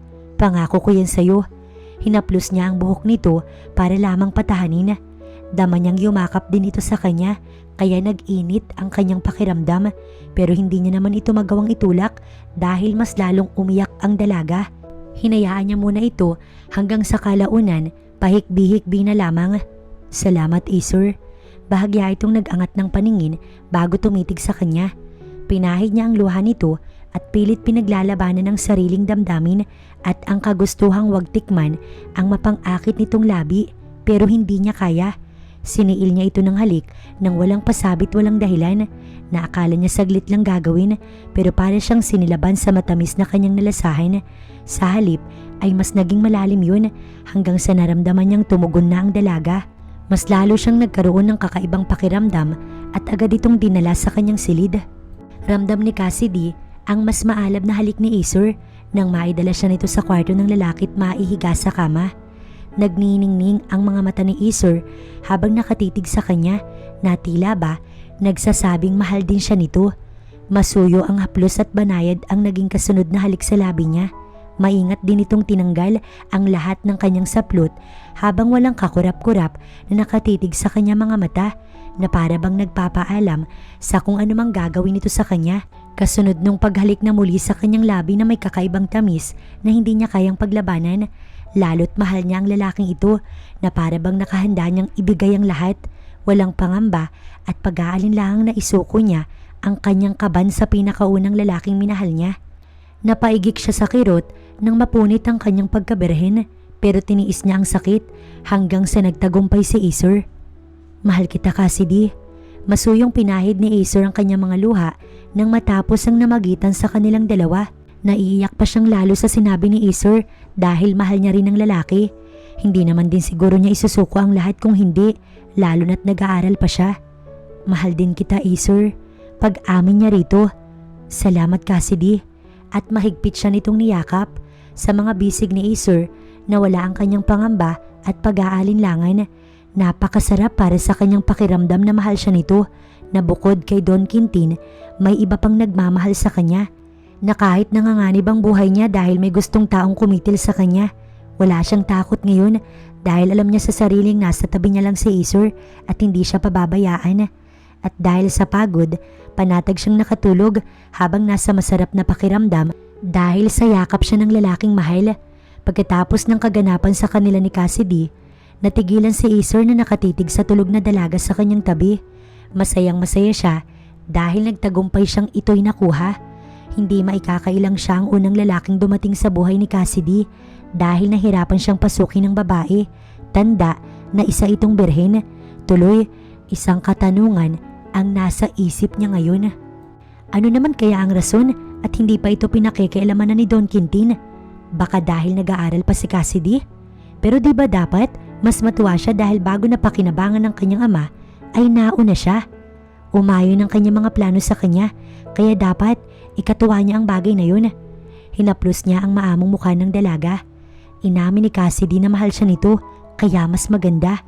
Madali niya itong masasaktan ngayong nahulog na ang loob nito sa kanya. Napapangiti siya habang hinahagkan sa pisngi ang dalaga. Yumakap pa siya dito at natulog na rin. Bukas, aalamin niya kung ang asawa nga ni Don Quintin ang may pakana ng lahat ng ito kay Cassidy. Samantala, inis na inis naman si Doña Marta sa kanyang inutusan dahil palpak na naman ang kanyang plano. Muntik pa nga raw itong mahuli ng pulis. Mabuti na lang at nakatakas pa ang kumag, kundi baka naikanta pa siya. Nabalitaan niyang may nagligtas kay Cassidy. Lalo siyang nanggagalaiti. Kumuha pa ng bodyguard si Quintin para lang bantayin ang babae nito. Talagang ginagawa ng kanyang asawa ang lahat para maubos ang kanyang pasensya. Nagpapalakad-lakad siya ngayon sa sala at hawak ang isang kupita ng alak habang iniisip ang susunod niyang planong ipaligpit si Cassidy. Kukuha siya ng mas magaling na tao. Kung may pusa ang buhay ng babae, tignan niya lang kung makakaligtas pa ito sa susunod. Ma'am, kanina pa ako nahihilo sa inyo. Inis na usal ng anak na nakaupo sa sofa hawak ang cellphone at irritabling nakatingin sa kanya. Iniisip ko lang kung paano ililigpit yung babae ng daddy mo. Aniya sa galit na boses. Napasimangot ito. What do you mean, ma'am? Binaba nito ang cellphone at siya'y tinignan. Gusto ko siyang patayin. Napaawang naman ang labi ni Mafe. Masama ang iniisip mo, mami, and besides, ayoko magkaroon ng inang kriminal. Si dad walang ginawa kundi magtrabaho, tapos kayo puro bintang. Why don't you help to manage our company para hindi kung ano-anong masasama yung pumapasok sa utak nyo? Mataas nitong saad, kaya nilapitan niya ito't sinampal. Nabigla lang naman siyang pagbuhatan nito ng kamay sa unang pagkakataon. Hindi pwedeng sa kanyang asawa kumampi ang kanyang mga anak. Mas lalong lalakas ang loob ni Quintin na mga liwa. Sinampal niyo ko, ma'am? Naiiyak nitong bulalas habang sapo ang pisngi. Sweetheart, I'm sorry. I hate you, ma'am. Nakakasawa na yung pangbibintang niyo sa dad ko. Pati ako sinasaktan niyo na. I hate you so much. Tsaka ito nagtatatakbo palabas ng bahay. Hinabol naman ito ni Doña Marta pero mabilis na nakasakay ng taxi ang anak niya. Hindi alam ni Mafe kung saan siya pupunta nang bumaba sa taxi dahil wala naman siyang dalang cash. Madalas mag-away ang kanyang ina't ama, marahil dahil na rin sa kanyang ina na walang ginawa kundi pagbintangan ng kanyang daddy, at hindi siya babalik sa kanila hanggat hindi nagbabago ang kanyang mami. Nagpalakad-lakad siya habang mas lalo pang lumalalim ang gabi. May nadaanan siyang tindahan na kasalukuyang isinasara ng isang ginang. Hindi na siya nagdalang hiyang lumapit dito at nakiusap na tumuloy. Abay, gabing-gabi ng bata ka. Mabutit hindi ka nadaanan ng mga adik dyan at napakaganda mo pa naman. Puno ng pag-aalala nitong Saad habang binibigyan siya ng maiinom. Nasa loob na siya ng bahay nito at kasalukuyang iginagala ang paningin. Simple pero maayos ang bahay. Salamat tita, ako po si Mafe. Pagpapakilala niya bago ininom ang isang basong tubig na inabot nito. Ako naman Sir Willa. Ang mabuti pa anak, dito ka na magpalipas ng gabi. Mag-isa lang ako rito dahil yung anak kong lalaki may trabaho sa malayo. Saad naman ng ginang. Wala na po kayong asawa? Tanong niya habang iginagala ang kanyang paningin sa kabuuan ng maliit na sala. May isang malaking picture frame siyang nakita sa ibabaw ng divider. Pinagsama-samang picture mula ng baby ito hanggang sa tansya niya ay nasa 18 na ang anak nitong lalaki. Sa tanong niya, natawa ang ginang. Hindi na ako nag-asawa. Pinalaki ko lang ang aking anak. Sinundan nito ang tinignan niya at kinuha nito ang frame na yon at inabot sa kanya. Ang cute po ng anak ninyo tita. Halos kaedad ko lang siya. Bulalas niya nang makita ang larawan. Muli itong tumawa. Ano ka ba? 25 na siya ngayon. Matagal na yung frame na yan nung nag-18 pa siya. Dinala siya nito sa silid ng anak na lalaki kung saan siya pansamantalang pwedeng matulog. Delikado daw sa labas dahil may mga tambay, pero sinabi niyang laglaya siya at nakiusap na dito muna titira. Pinayagan siya ng ginang hanggang sa kung kailan niya gustong tumira, pero sinabi nitong hindi maganda ang pinag-aalala ang magulang. Naisip niyang napakabait naman ito. Siguro kung katulad lamang sana ito ng kanyang mami, baka masaya silang pamilya at hindi nag-aaway ang kanyang mami at daddy. Cassidy, huwag kang magagalit ha, may itatanong lang ako sa'yo. Isang araw habang nasa kusina ang dalaga ay sabi sa kanya ni Manang Norma. Napalingon naman siya rito, saglit na hinto sa ginagawa niya. 3 araw na simula nang may namagitan sa kanila ni Isur. Mas madalas silang magkasama ng boyfriend at kapansin-pansin ang pagiging close nilang dalawa na kahit sa loob ng bahay, nilalandi siya nito, sa kusina, sa veranda, or kahit saan silang magpang-abot na dalawa. Palagi nakahawak at nakahalik sa kanya si Isur, bagay na hindi naman niya inaasahang makikita naman ni Manang Norma. Hanggat maaari kasi, ayaw niya munang ipaalam kay Don Quintin ang tungkol sa kanila ni Isur. Ano po yun Manang? Kunuway tanong niya. Napansin kasi kitang pumasok sa kwarto ni Isur isang beses. May namamagitan na ba sa inyo? Puno ng curiosity na tanong nito sa kanya. Natigilan siya saglit habang nakatingin dito. Sa bagay hindi naman siguro ikagagalit ng Don kung malalaman itong nag-boyfriend siya. Ang kaso, nahihiya siyang isipin ng Don na inuna niya ang pakikipagrelasyon kaysa ang pag-aaral. Sana lang kapag handa na siyang iharap sa Don si Isur, matanggap nito ang kanyang nobyo at hindi sila tutulang dalawa, lalo at parang anak na ang turing nito sa kanya. Ano kasi, Manang, may kinuha lang ako sa kwarto niya. Palusot ni Cassidy. Kinabahan pa siya dahil hindi naman siya sanay magsinungaling sa kahit na sino at nakukonsensya na hindi nagsasabi ng totoo sa mga taong nakapaligid sa kanya. Ang kaso, saktong papalapit si Isur. Good morning babe. Nakangiti pa ang kumag sa kanya. Naka-short lang, walang damit kundi nakasampay sa balikat nito, kaya napatingin siya sa abs ng boyfriend. Patay. Napapakagat labi niyang bulong. Napapikit na lang siya sa hiya sa pagsisinungaling niya. Si Manang ay napangiti na lang din sa kanilang dalawa at napapatingin sa braso ni Isur na ipinatong sa kanyang balikat. Ang sarap sikuhin ng tukmol na to. Ngayon pa talaga lumapit. Isip-isip ni Cassidy. Hilaw siyang napapangisi kay Manang bago pa hilang inilabas si Isur sa komedor at dinala sa labas ng bahay kung saan hindi sila makikita ni Manang. Teka lang babe, saan mo ba ako dadalhin? Reklamo ng lalaki habang hila niya ito sa mga kamay. Napangisi pa ito na tila ba siya inaakit. Inis niya itong tinignan. Bakit ba nagpapahalata ka kay Manang? Nakakainis ka talaga. Singhal niya rito. Pilyo itong ngumiti habang titig na titig sa kanya. Ano bang kinatatakot mo? Nag-aalala ka bang malaman ng Don? Hinawakan nito ang magkabilang pisngi niya, tsaka siya pinatakan ng halik sa labi na agad naman niyang ikinainit. Pero pinigilan niya ang sariling wag madarang dahil idinikit nito ang matigas na katawan sa kanya. Hinapit lang naman siya ni Acer at mas pinalalim ang kanina lang kintal na halik. Miss kita. Alam mo ba yun? Ang sabi pa sa kanya. Itinulak niya ito. Acer, nag-aaral pa ako. Sana yung nangyari sa atin, wag nang maulit, okay? Galit-galitan niyang saad dito. Muli itong umiti na hindi nga nagpa-apekto sa kanyang sinabi. Yun ay kung kaya mong magpigil sa akin. Pagkuway pinisil nito ang kanyang pisngi bago tinalikuran, narinig niya ang malutong nitong tawa. Sinundan niya ito ng tingin na hindi magawang magalit, bagkus ay nagpipigil siyang umiti. Tila pa nga parang kinikilig siya. Sa kabila ng panganib, nagagawa pa siyang makampante. Siguro dahil alam niya sa sarili na hindi siya pababayaan ni Acer sa kahit na anong mangyari, na hindi siya nito pababayaan sa mga pagkakataong ganun, lalo na ngayong mahal na mahal siya ng lalaki. Kalaunan, bumalik na siya sa komedor upang ituloy ang naudlot na ginagawa kanina. Nadatnan pa siya ni Manang Don na ngumiti pa pagkakita sa kanya. Sinabi nitong hindi magagalit ang Don kung sakaling malaman nito kung anong meron sa kanila ni Acer dahil tingin naman niya sa lalaki mabait. Pinangaralan din siya ng ginang na wag na muna silang lalagpas sa boundary bilang magkasintahan. Pero lingid dito, naibigay niya na sa nobyo ang lahat. Pero syempre, walang makakaalam nun at wala siyang balak sabihin kahit kanino. Tita Erwila, patay na po ba yung ama ni Kuya Acer? Tanong ni Mafe sa ginang habang nasa tindahan sila nito isang hapon. Sa loob ng 3 araw, nasanay na siyang kasama ito. Masayang kausap, walang stress sa bahay. Hindi pa man nakikita, tinawag niya ng kuya ang nag-iisang anak nito dahil mas matanda pa ito sa kanya. Katunayan, gusto niyang mamit ang lalaki.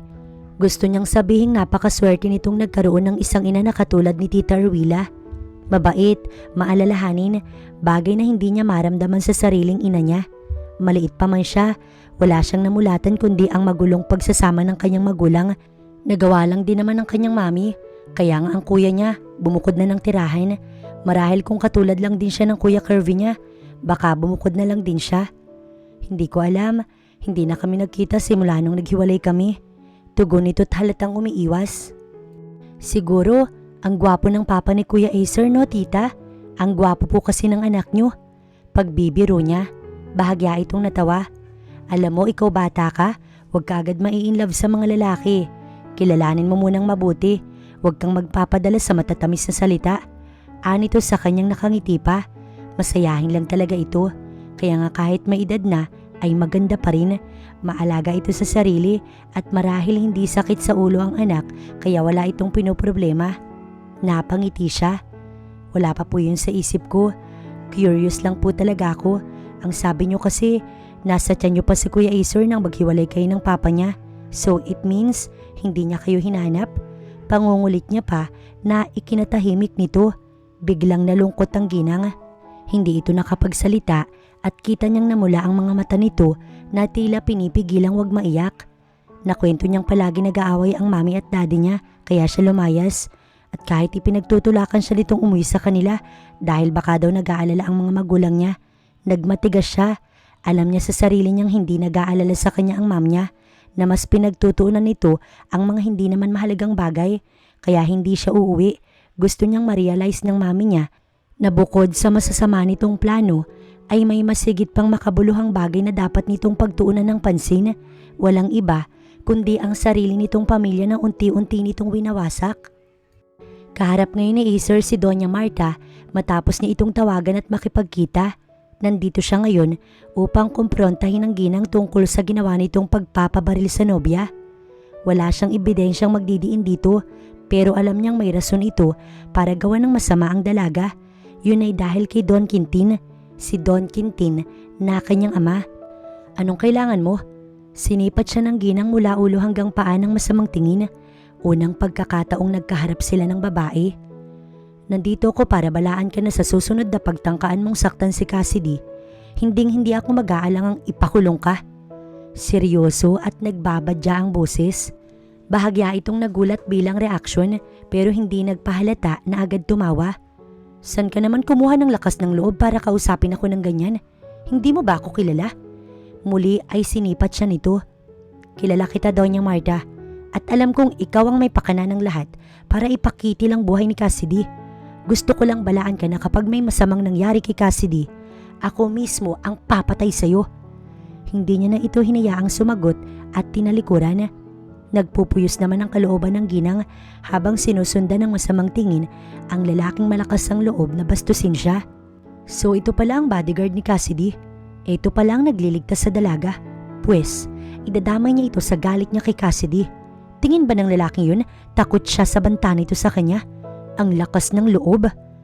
Mabilis siyang tumawag sa isa pa niyang kakilala na pwedeng kumitil ng buhay ng dalawa. Inutusan niyang tapusin ang dalawa kapalit ng 1,000,000. Masyado na siyang stress para patagalin pa ang buhay ng dalawa. Matapos kausapin ng inutusan, umuwi na siya at nasumpungan pa niya ang asawang nakatayo sa gitna ng sala, nakatingin ng matalim sa kanya. Totoo bang naglaya si Mafe? Galit na galit ito.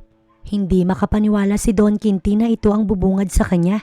Nawawala ang kanyang anak at walang ginagawang hakbang ang asawa para hanapin ang anak nila at mukhang iba ang inaasikaso nito. Malaki na yung anak mo, Quintin. Hayaan mo siyang mag-explore. Bali walang tugon nito na pinag-cross ang dalawang braso sa harapan. Explore ba ang tawag mo dito? 4 na araw na siyang nawawala. Ni hindi ka gumagawa ng paraan para makita siya? Singhal niya sa asawa. Mas galit itong sumagot na inungkat na naman ang mga nakaraan niyang pagkakamali na paulit-ulit nitong sinasampal sa kanya. Kaya minabuting talikuran ito at tunguhin ang kanilang silid. Naligot nagbihis at tumalis upang hanapin ang kanilang anak. Imbis na nais niyang magpahinga dahil pagod, nais din niyang bisitahin si Cassidy sa araw na yun upang kamustahin pero hindi niya magawa yun at ipagpapabukas na lamang. Habang mabilis na pinapatakbo ang kotse, naisip niyang tawagan si Mafe. Nakahinga siya ng maluwag matapos iyong magring. Habang si Mafe naman, hinayaan lamang na tumunog ang kanyang cellphone. Ang dad niya kasi ang tumatawag, marahil nakabalik na ito at nalamang umalis siya. Kaya tiyak pababalikin siya nito sa bahay pero wala na siyang balak pang bumalik. Bagkus ay mas masaya siya dito kay Tita Erwila. Bakit hindi mo sagutin? Baka importante yan. Punahan ni Tita Erwila nang madaanan ng kanyang cellphone na nakapatong sa tabi. Sinilip pa nito ang screen ng kanyang cellphone. Oh, tumatawag ang daddy mo. Daddy kasi ang pangalan na nakaregistered sa number ng kanyang ama. Tita, ayoko nang bumalik sa amin. Tsaka ko pag sinagot ko yan, susunduin ako ni dad dito. Pagkatapos masasaksihan ko na naman ang araw-araw nilang pag-aaway ni mami. Malungkot niyang saad. Nilapitan siya nito at hinaplos ang buhok niya bago umupo sa kanyang tabi. Gusto mo bang magalit sa akin ng parents mo? Alam mo, nandito lang ako. Kapag may problema, anytime, pwede kang pumunta dito. Bukas ang bahay ko para sa'yo, okay? Pagpapaintindi nito sa kanya, walang nagawa ang dalagita kundi sagutin na lang ang tawag ng ama niya. Alam niyang maiintindihan siya nito kung bakit panandalian. Gusto niya lang na huminga. Samantala, napakunot noon naman si Cassidy nang madat na ng nobyong tahimik na tila nag-iisip. Nakaupo ito sa isang bench dito sa veranda. Kanina'y nagpaalam ito sa kanyang may pupuntahan at hindi naman sinabi kung saan pupunta. Nagkataon naman wala siyang pasok sa araw na iyon.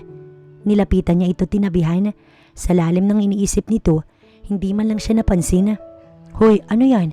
Mukhang seryoso kaya. Nakangiti niyang saad dito. Seryoso itong tumingin sa gawin niya bago ginagap ang kanyang palad. Nakakakaba ang titig ni Acer ngayon na para bang may ibig sabihin. May problema ka ba? Nagugulumihinan niyang tanong sa lalaki. Ayaw niya lang na seryoso itong masyado. Tipong may gagawing hindi maganda. Hinalikan nito ang palad niya pero walang nanulas sa bibig. Natitigilan na lamang siyang nakatingin rito. Kung tutuusin, para kay Acer, nagtagumpay na siyang paibigin si Cassidy at madali na lang para sa kanyang pasakitan ito. Pero sa tuwing tatangkain niyang iwan ng nobya, may tumututol sa kanyang kalooban. Hindi niya kayang mawala si Cassidy sa kabila ng pagkamuhi niya sa ama. Bagkus, gusto niyang kausapin ng Don na hayaan na sila ni Cassidy na maging masaya dahil hindi niya kayang mawala ito sa kanyang buhay.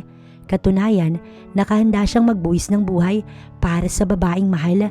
Patunay lang ang ginawa niya kaninang pakikipagkita sa Donya. Mas gugustuhin pa niyang siya ang mapahamak, wag lang si Cassidy. Ganun niya kamahal ang babae, hindi niya alam kung paano nabago ang mga plano niya. Pero yun ang totoo. Hoy Acer, ano? Kanina ka pa tahimik. May problema ba tayo? Pwede bang magsalita ka? Hanggang sa kalaunan ay nagsalita ito. Sa halip na tumugon, niyakap niya ng mahigpit ang nobya. Yakap na gusto niyang maramdaman nito ang pagmamahal niya. Maya-maya, niyakap din siya nito at hinaplos-haplos ang kanyang likod. Sa pagkakataong ito, handa na siyang humarap sa kanyang ama at magpakilala. Nandito na pala si Daddy, tita. Bulalas ni Mafe nang may bumusinang sasakyan sa labas ng tindahan ni Tita Erwila. Mabilis agad na tunto ng kanyang ama ang address na kanyang ibinigay. Sige, patuluyin mo muna't kakausapin ko. Narinig niyang saad nito. Abala kasi ang babae sa loob ng tindahan. Okay po. Lumabas siya ng bahay at nakita niyang saktong pababa ng kotse ang kanyang ama. Anak, buong pag-aalala siya nitong niyakap. Are you okay? Sorry dad kung lumayas ako. Kasalanan ni mami. Hindi ko na kaya ang ginagawa niya. Ani ang malungkot. Kumawala ito sa pagkakayakap at hinaplos ang mukha niya. Naiintindihan kita anak, pero kailangan nating umuwi, okay? Pagpapaintindi ng kanyang daddy at naunawaan niyang may sarili siyang pamilya katulad niya ng sinasabi ni Tita Erwila. Okay dad, sasama ako sa inyo pero pwedeng magpaalam lang ako kay Tita Erwila. Tila nabingi si Don Quintin pagkarinig ng pangalang binanggit ng kanyang anak. Napalingon siya't saglit na napatitig rito.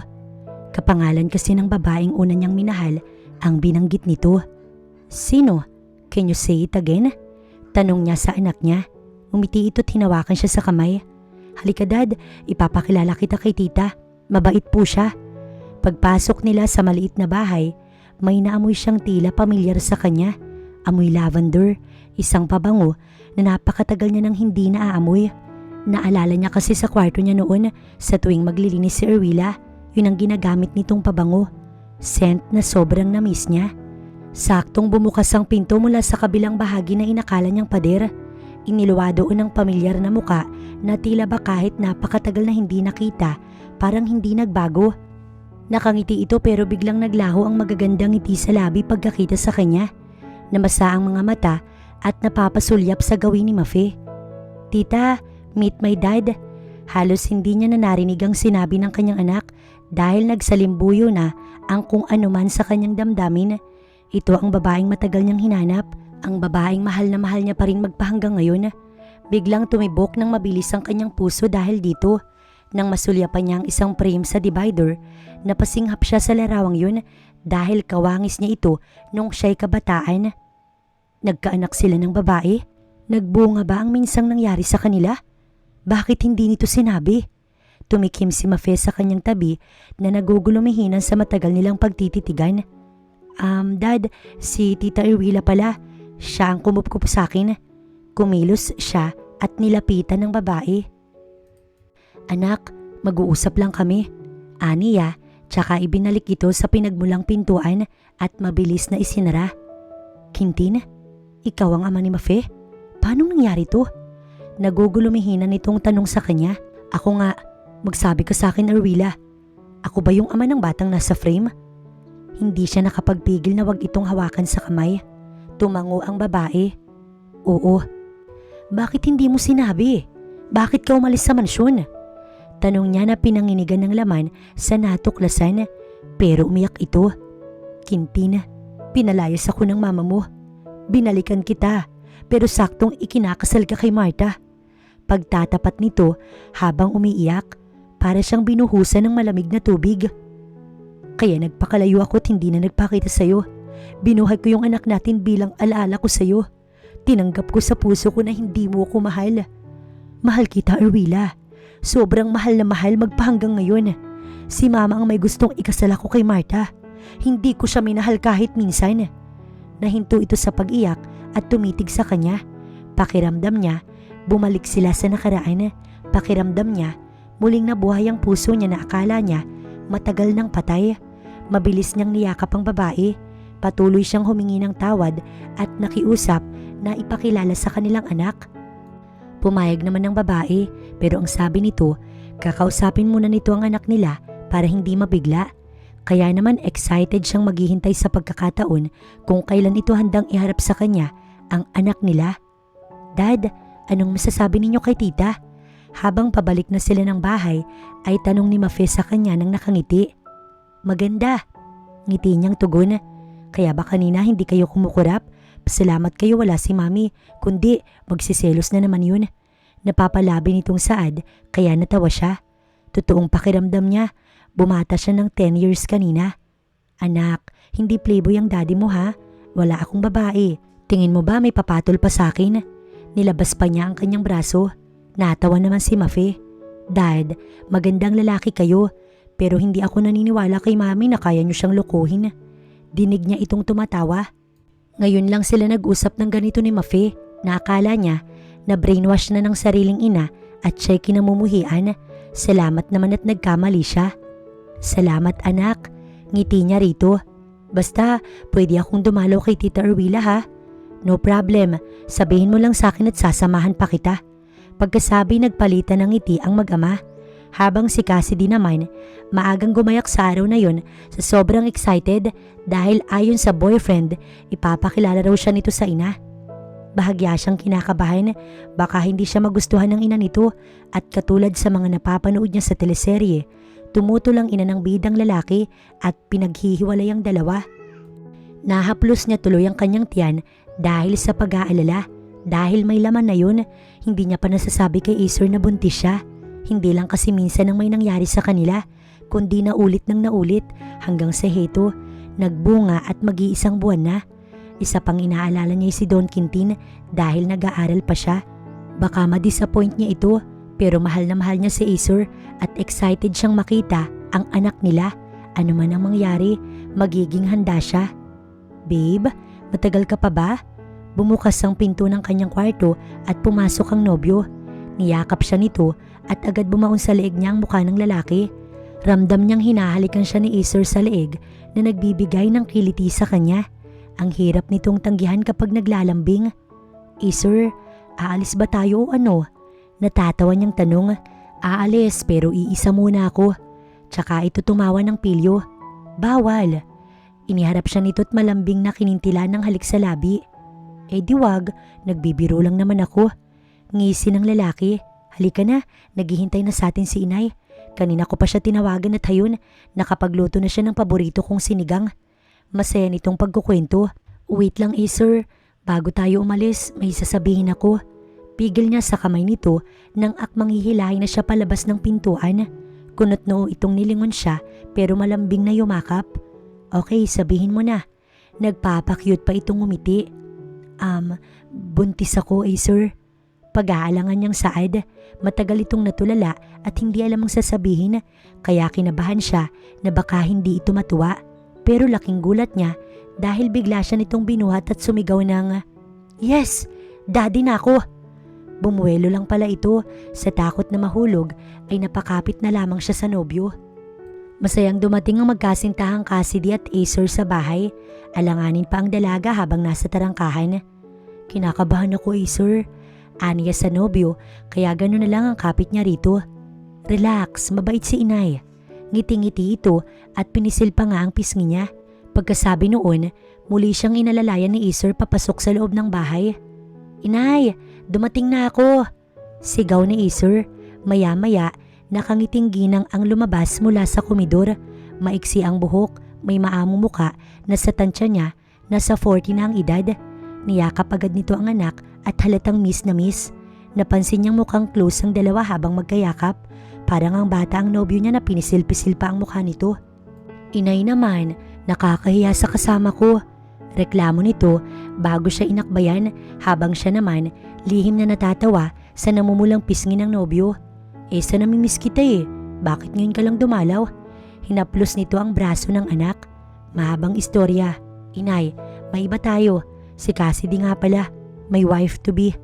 At sinimulan siya nitong ipakilala. Alanganin pa siya sa ginang pero bigla siya nitong niyakap kaya pakiramdam niya tuloy na bunot ang tinik na nasa kanyang dibdib. Kung mahal ka ng anak ko, Cassidy, mahal na rin kita. Basta ipangako mo na kahit anong mangyari, magiging matatag ka. Binalingan nito si Acer na nakangiti sa kanyang tabi. At ganun ka din anak, wag na wag mong pababayaan itong si Cassidy. Maging aral sa'yo ang nangyari sa atin nun. Pagpapaalala pa nito na agad namang ipinangako ni Acer na hindi siya iiwan at pababayaan sa lahat ng oras, lalo't siya'y nagdadalang tao. Siya man ay nangako rin na mamahalin at pahalagahan si Acer.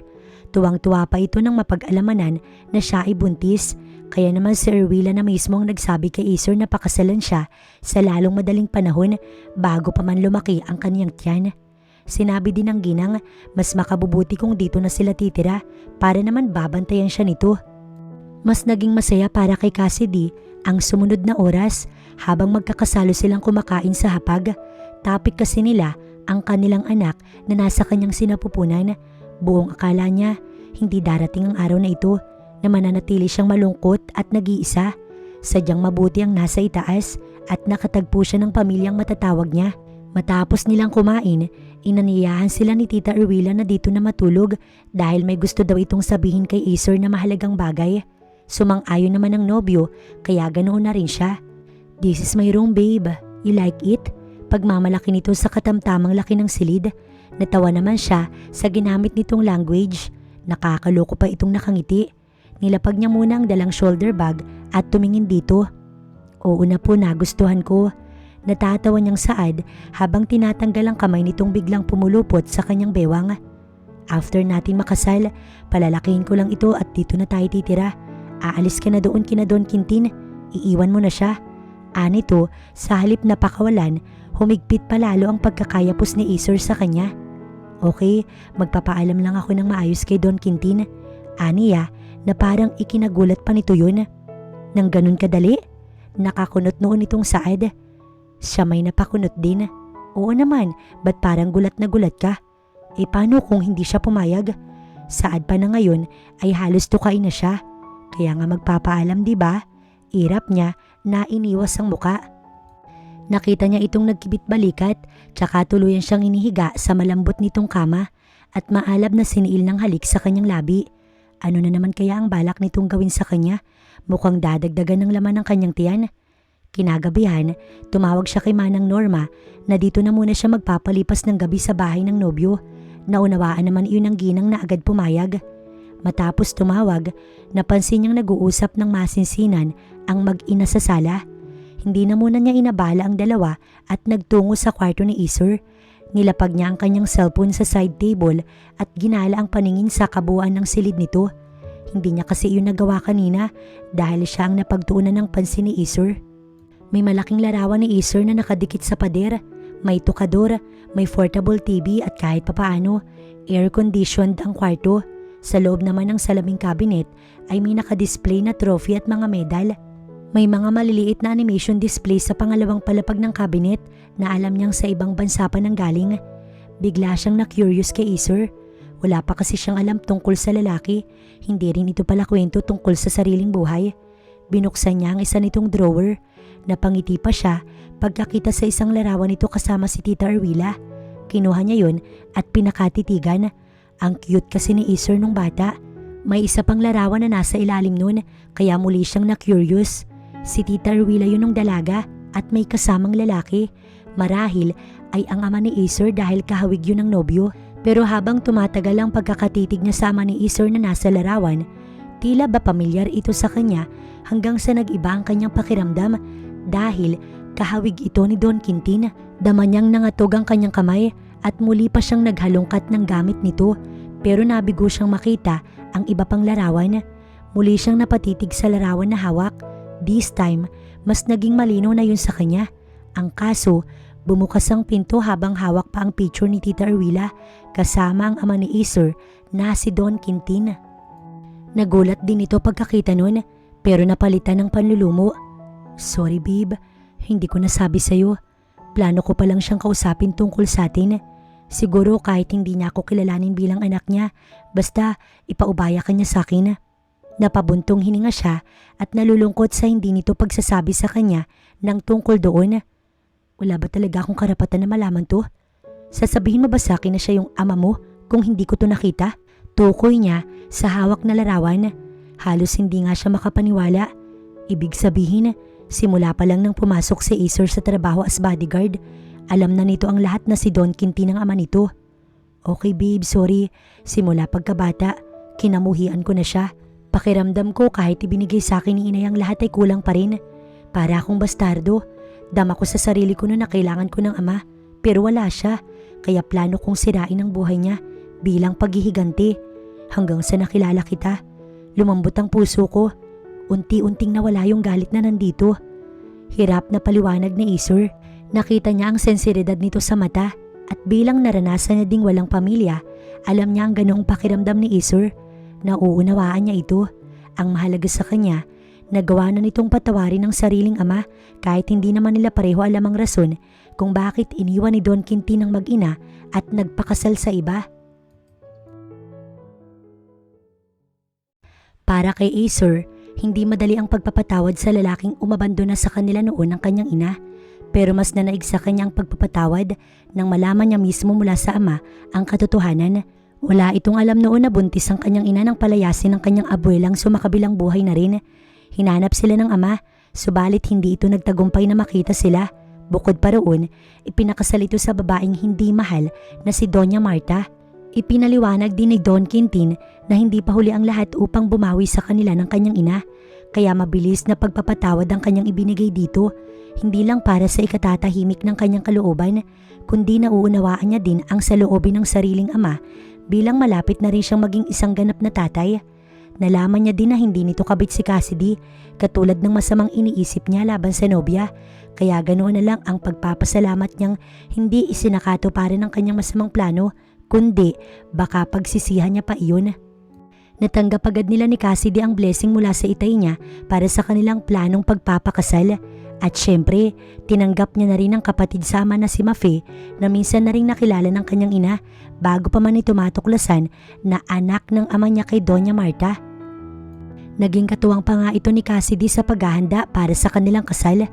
Tanaw niya mula sa veranda ang masayang pag-uusap ni Cassidy at Mafe sa sala kasama ang kanyang ina habang heto kausap niya ang kanyang ama. Itay, mayroon pa pala akong hindi nasasabi sa iyo, si Tita Marta kasi may kinalaman siya sa pambabaril noon kay Cassidy. Seryosong saad ni Acer. Napabuntong hininga naman si Don Quintin bago namulsa at tumingin muna sa gawin ng mga babaeng nasa loob. Matagal ko nang alam ang masama niyang plano laban kay Cassidy dahil iniisip niyang babae ko ito. Pero siguro naman ngayong ikakasal na kayo, matatahimik na siya at hindi na pag-iisipan pa ng masama ang magiging asawa mo.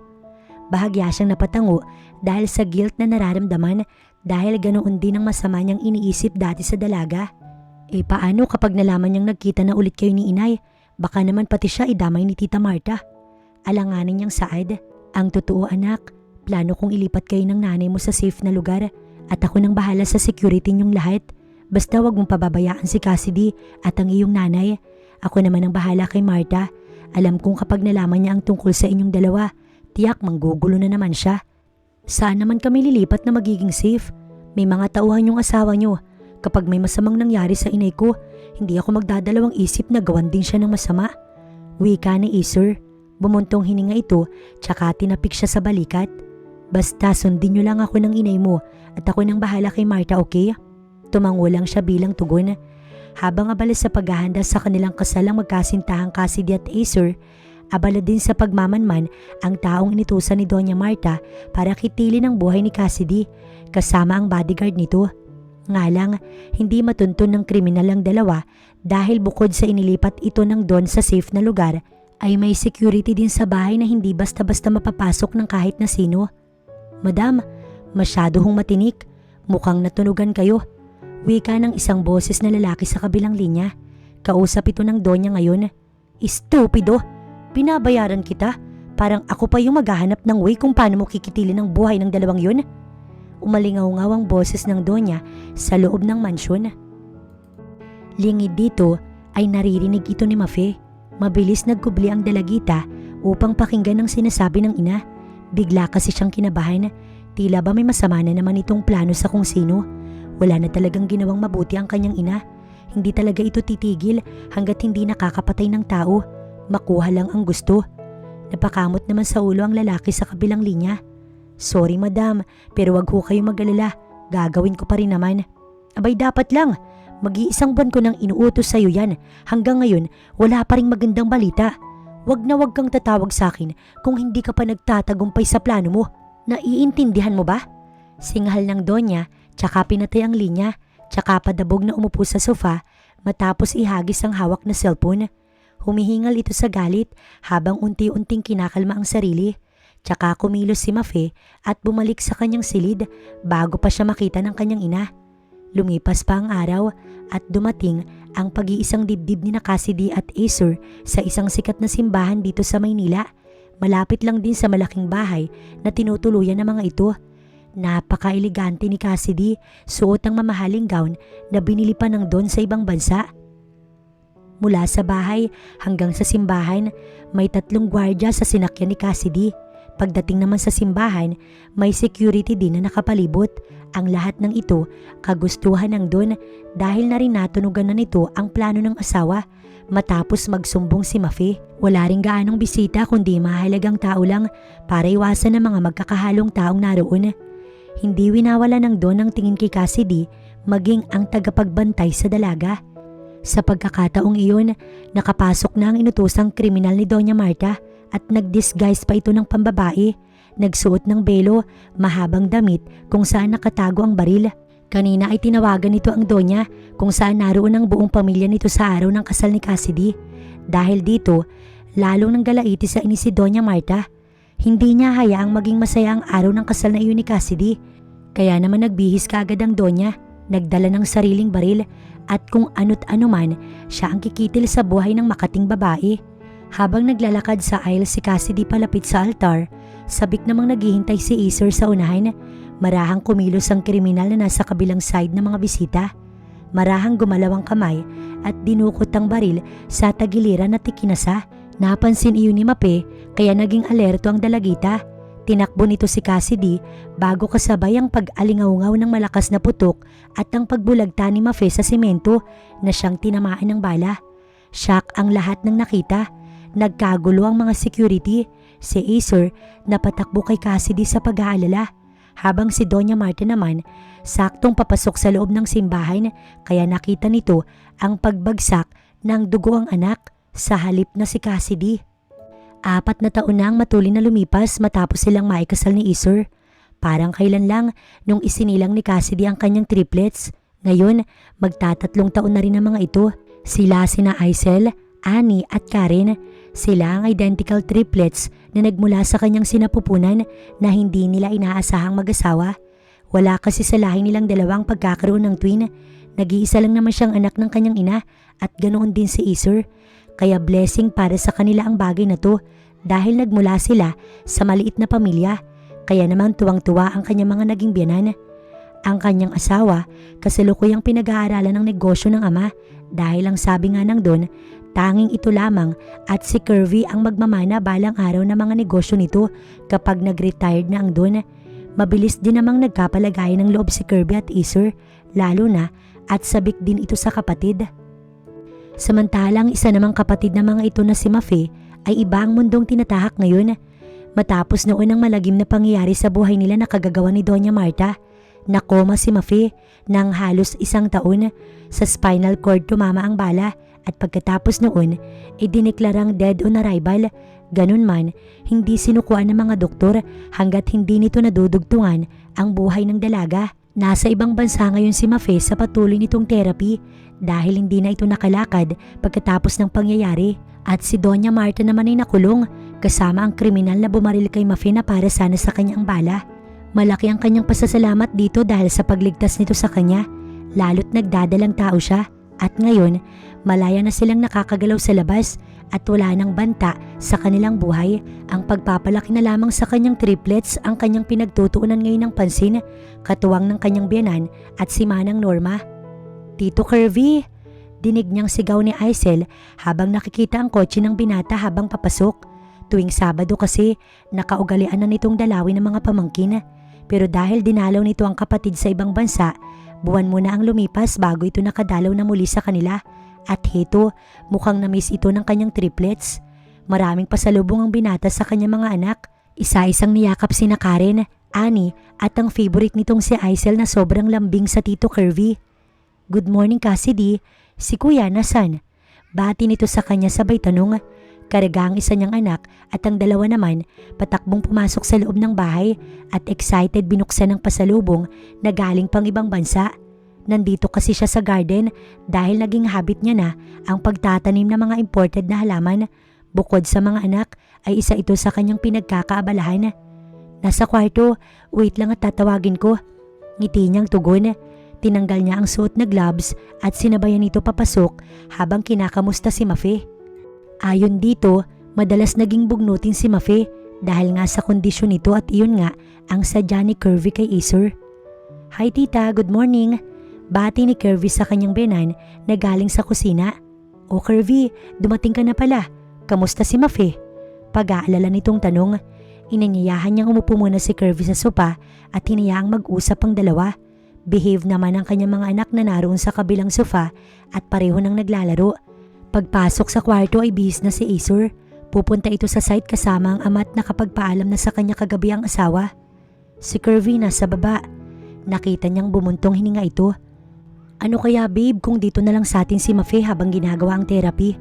Problemadong saad nito. Alam niyang ayaw ng dalaga sa ibang bansa, lalo't wala itong ibang kasama kundi mga personal nurse, kaya siguro nagiging bugnutin ito at minsan inaaway ang mga taong nakapaligid dito.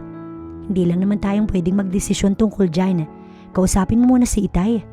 Tugon niya dahil sabi nga nang doon ay mas mapapadali ang paggaling ni Mafe sa ibang bansa dahil mas magaling ang mga doktor doon. Nakausap ko na siya tungkol dito pero ayaw niyang pumayag. Wala na siyang magagawa kapag naiuwi na namin siya rito ni Kirby. Maloko nitong Saad. Ikaw talaga? Mabilis niya itong hinampas sa braso. Gusto mo ba sa unang pagkakataon magalit sa'yo yung ama mo? Tingin mo kaya niyang magalit sa akin? Nakangiti nitong tanong sa kanya at nagnakaw pa ng halik sa kanya. Kung ako si Itay, oo, hindi ako madadaan sa halik. Nakatatlong rounds ka kagabi. Pigil ang tawa niyang Saad. Ang lakas naman ng tawa ng kumag. Gusto pa daw nito ng isa pang triplets para magmistulang fiesta sa loob ng bahay sa dami ng kanilang anak. Pero dahil hindi ganoon kadaling magluwal ng sanggol, hindi siya natutuwa sa ginagawa nitong kalukuhan. Pero sa tuwing hahalikan naman siya ni Acer, naninigas na lang siya at nadadarang kaya mabilis itong magtagumpay na madala siya sa paraiso. Matapos nilang maglukuhan, nakaakbay na itong iginiya siya palabas ng kwarto. Tungkol kay Mafe ang naging topic ng dalawa dahil napagplanuhan na pala ng mga ito na iuwi sa Pinas ang dalaga at dito na lamang ituloy ang therapy at kailangan na lamang ng magkapatid ay kumbinsihin ang kanilang ama. Quintin, patawarin mo na ako. Gusto ko na makita ang anak mo. Parang awa mo na. Halos maglumuhod si Marta sa harapan ng asawa ngayon. Dinalaw ito ng lalaki sa kabila ng nagawa nitong kasalanan. Heto, gusto niya pa rin itong kamustahin. Gusto niyang makitang pinagdudusahan nito ang krimeng ginawa sa kanilang anak. Para sa kanya, walang kapatawaran ng bagay na yun. Inamin na nito ang mga kasalanan sa kanya na hindi iyon ang unang pagkakataong nagbalak itong ipapatay si Cassidy, kundi pangatlong pagkakataon na. Inamin din itong nagawa lang iyon ng babae dahil sa matinding selos sa pag-aakalang kabit niya si Cassidy at wala sa planong idamay ang anak niya. Pero ano man ang dahilan ng babae, hindi niya ito mapapatawad hanggat hindi nakakalakad ang isa niya pang anak.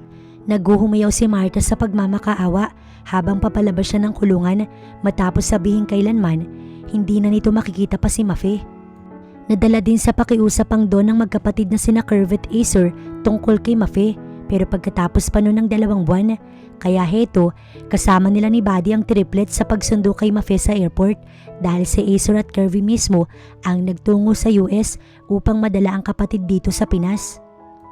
Tita Mafe, hindi magkandamayo ang triplets sa pagtatalon nang makita ang dalagang palabas ng airport sakay ng wheelchair habang nasa magkabilaan nito ang asawa at si Kirby.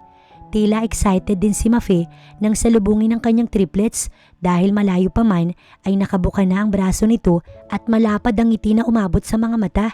Masayang masaya ito, yun ang kanyang napansin. Sabay-sabay na niyakap ito ng 3 at naging emosyonal pa si Mafe habang yakap din ng kanyang triplets. Ang lalaki nyo na ya, ang sabi pa ni Mafe. Madalas man nila makausap sa video ko lang dalaga, hindi pa rin sapat para dito. Dahil nung nakaraang taon, hiniling nito na makauwi ng Pinas at makasama silang lahat. Iba raw kasi ang may kasamang pamilya at palaging may kausap. Kahit papaano, nakakahakbang na si Mafe pa isa-isa pero madaling mapagod. Pero mas naging inspired ito ngayon. Pansin niya lang dahil kay Buddy na kaibigan ng kanyang asawa. Simula kasi nang sunduin nila ito sa airport ay mas naging madalas na sa bahay nila ang lalaki at kapag sarado ang gym, tumatambay sa kanila ang binata. Kunwari gustong makalaro ang kanilang triplets ni Acer. Wala naman iyong problema sa kanilang mag-asawa dahil mabait naman si Buddy. Yun nga lang ay playboy. Pero naisip niya rin na hindi naman ito magagawang lokohin si Mafe sa kalagayan nito. Sa ama naman ni Mafe, wala siyang naririnig tungkol dito. Busy kasi ito sa trabaho at bihirang dumalaw sa mga apo pero palaging tumatawag sa kanila. Daddy, bakit po bawal si Tita Mafeng maglakad? Isang gabi, narinig niyang curious na tanong ni Aisel sa ama. Nakakandong ito kay Acer at bahagya namang nakayakap ang isang braso ni Acer sa anak. Dahil hindi niya pa kaya, di ba may doktor ang tita mo? Paliwanag naman ng asawa niya. Daddy, kailan naman po si tita pwedeng maglakad? Sumingit bigla si Annie. Sabi ni Tito Buddy pag okay na si Tita Mafe, papasyal niya kami sa mall. Matabil pang dagdag. Lumapit ito sa ama at sumiksik din. Nang makita ni Karen, nakiisyoso na rin at lumapit sa ama at nakipagsiksikan sa mga kapatid. Iniwan siya sa kabilang kama. May 3 kama kasi sa malawak na silid. Dahil dito rin nila sa silid sanay matulog ang triplets. Hanggang sa kalaunan, nagkakairita na ang 3 at sabay-sabay nang nagtatanong kay Acer. Nakitaan niya ng pagsiselos ang bawat isa. Napansin niya kasi sa 3 magkakapatid na madaling mag-away kahit sa simpleng bagay. Pero pag nag-away naman ng 2 ay aawat ang isa at sinasabing baka siya'y magalit at ilagay niya sa loob ng stockroom bilang pananakot. Pero alam niya rin na mahal ng kanyang triplets ang bawat isa. Hindi lang maiwasan na nag-aaway ang 3. Bilang mga magulang ng triplets, hindi madali para sa kanyang palakihin ito ng sabay-sabay. Pero ipinagpapasalamat niyang nandiyan ang asawa na palagi nakagabay sa kanila ng mga anak niya. Hep, wait lang ha, walang magsasalita. Saway ni Acer sa 3 mga anak na nagkakagulo na. Nakataas pa ang 2 kamay nito habang siya naman kampante na nakahiga sa kanilang kama at pinagmamasdan ng 4. Alam niyang kaya na nito ang kanilang anak. Katunayan ay natahimik ang 3. Takot ang mga ito na magalit sa Acer. Hindi naman na mamalo ang lalaki pero kapag may nagkakasala isa man sa 3 ay may ultimatum. Bawal tumabi sa kanilang matulog kundi sa lola nito sa kabilang kwarto at hindi iyon gugustuhin ng triplets dahil hindi makatulog ang kanyang biyanan kapag may ilaw, bagay na kinatatakutan ng mga bata ang madilim. Napapangiti na siya habang pinapangaralan ng asawa ang 3 mga anak na wag mag-aaway, bagkus magmahalan ng mga ito. Gusto ni Acer na habang lumalaki ang mga anak, magabayan ito ng maayos. Hindi niya gugustuhin magkaroon ng sama ng loob, isa man sa mga ito katulad ng matagal niyang kinimkim sa ama or ayaw niyang magkaroon ng pagkukulang sa mga anak niya. Habang lumalaki ang 3, gusto niyang bubusugin ang mga ito hindi lang sa pangaral, kundi maging sa pagmamahal na rin. Ilang sandali pa, natahimik na ang kanyang mga anak at kalaunan, nagsorit yakap ang bawat isa. Napangiti na si Acer habang napapasulyap sa kanyang asawa na nakatingin lang sa kanila. Nang makatulog ang mga anak, nilapitan niya ang asawa at mahigpit na niyakap. Nakangiti din itong yumakap sa kanya at sinalubong ang labi niya ng halik. I love you, Acer. Hindi masusukat ang kaligayahang naramdaman ko ngayon. Happy ako na ikaw yung lalaking mahal ko at ang ama ng mga anak ko. Salamat kasi dumating ka sa buhay ko. Pahayag ng kanyang asawa. Pakiramdam niya, pumapalakpak ang kanyang magkabilang tenga. Hindi niya inaasahang maririnig ito mula kay Cassidy. After almost 4 years nilang pagsasama bilang mag-asawa, minsan lamang itong naging sweet ng ganito kaya naging emotional siya. Nasabi din niya sa asawa ang lahat ng nararamdaman para dito simula pa lamang kahit na ang kanyang mga planong iwan ito noon para lang makaganti sa kanyang ama. Pero dahil napakatagal na noon, para kay Cassidy, bahagi lamang iyon ng kanilang nakaraan at baliwala na ang lahat sa asawa. Kaya kung may maswerte man sa kanilang 2, walang iba kundi siya. Kaya naman nangako siya sa asawa na higit lalong magiging mas mabuting ama sa kanilang mga anak. Lumipas pa ang 2 taon, tuluyan nang nakalakad si Mafe sa tulong na rin ng naging nobyo nitong si Buddy. Ito ang naging inspiration ng dalaga upang tuluyang gumaling. Sadyang napakabuti nga nitong anak dahil agad dinalaw ang ina na nasa kulungan. Hindi ito nagtanim ng galit sa sariling ina at walang pinagsisisihang niligtas si Cassidy. Tuluyan na rin namang nagbago yung ina nito at humingi pa ng tawad sa kanilang mag-asawa. At alang-alang sabi ng lalaki kay Mafe na nagbuwis ng buhay para sa kanya, napatawad na rin niya si Tita Marta. Si Acer naman ay ganun din, mahalaga sa kanyang pagpapatawad katulad ng ginawa niya sa kanyang ama. Matagal na para sa kanya ang 5 taong sakripisyo ni Tita Marta sa kulungan at alang-alang sa dalawang kapatid na sina Mafe at Curvy ay napatawad na rin niya ito. Naging aral na sa kanya ang mga bagay na mas makabuluhan kesa sa magtanim ng galit sa puso. Nais niyang ipakita sa mga anak ang masasayang paligid na walang galit at kahit anong hinanakit. Kaya naman sa patuloy na paglipas ng araw ay mas naging masaya at buo ang kanyang pamilya.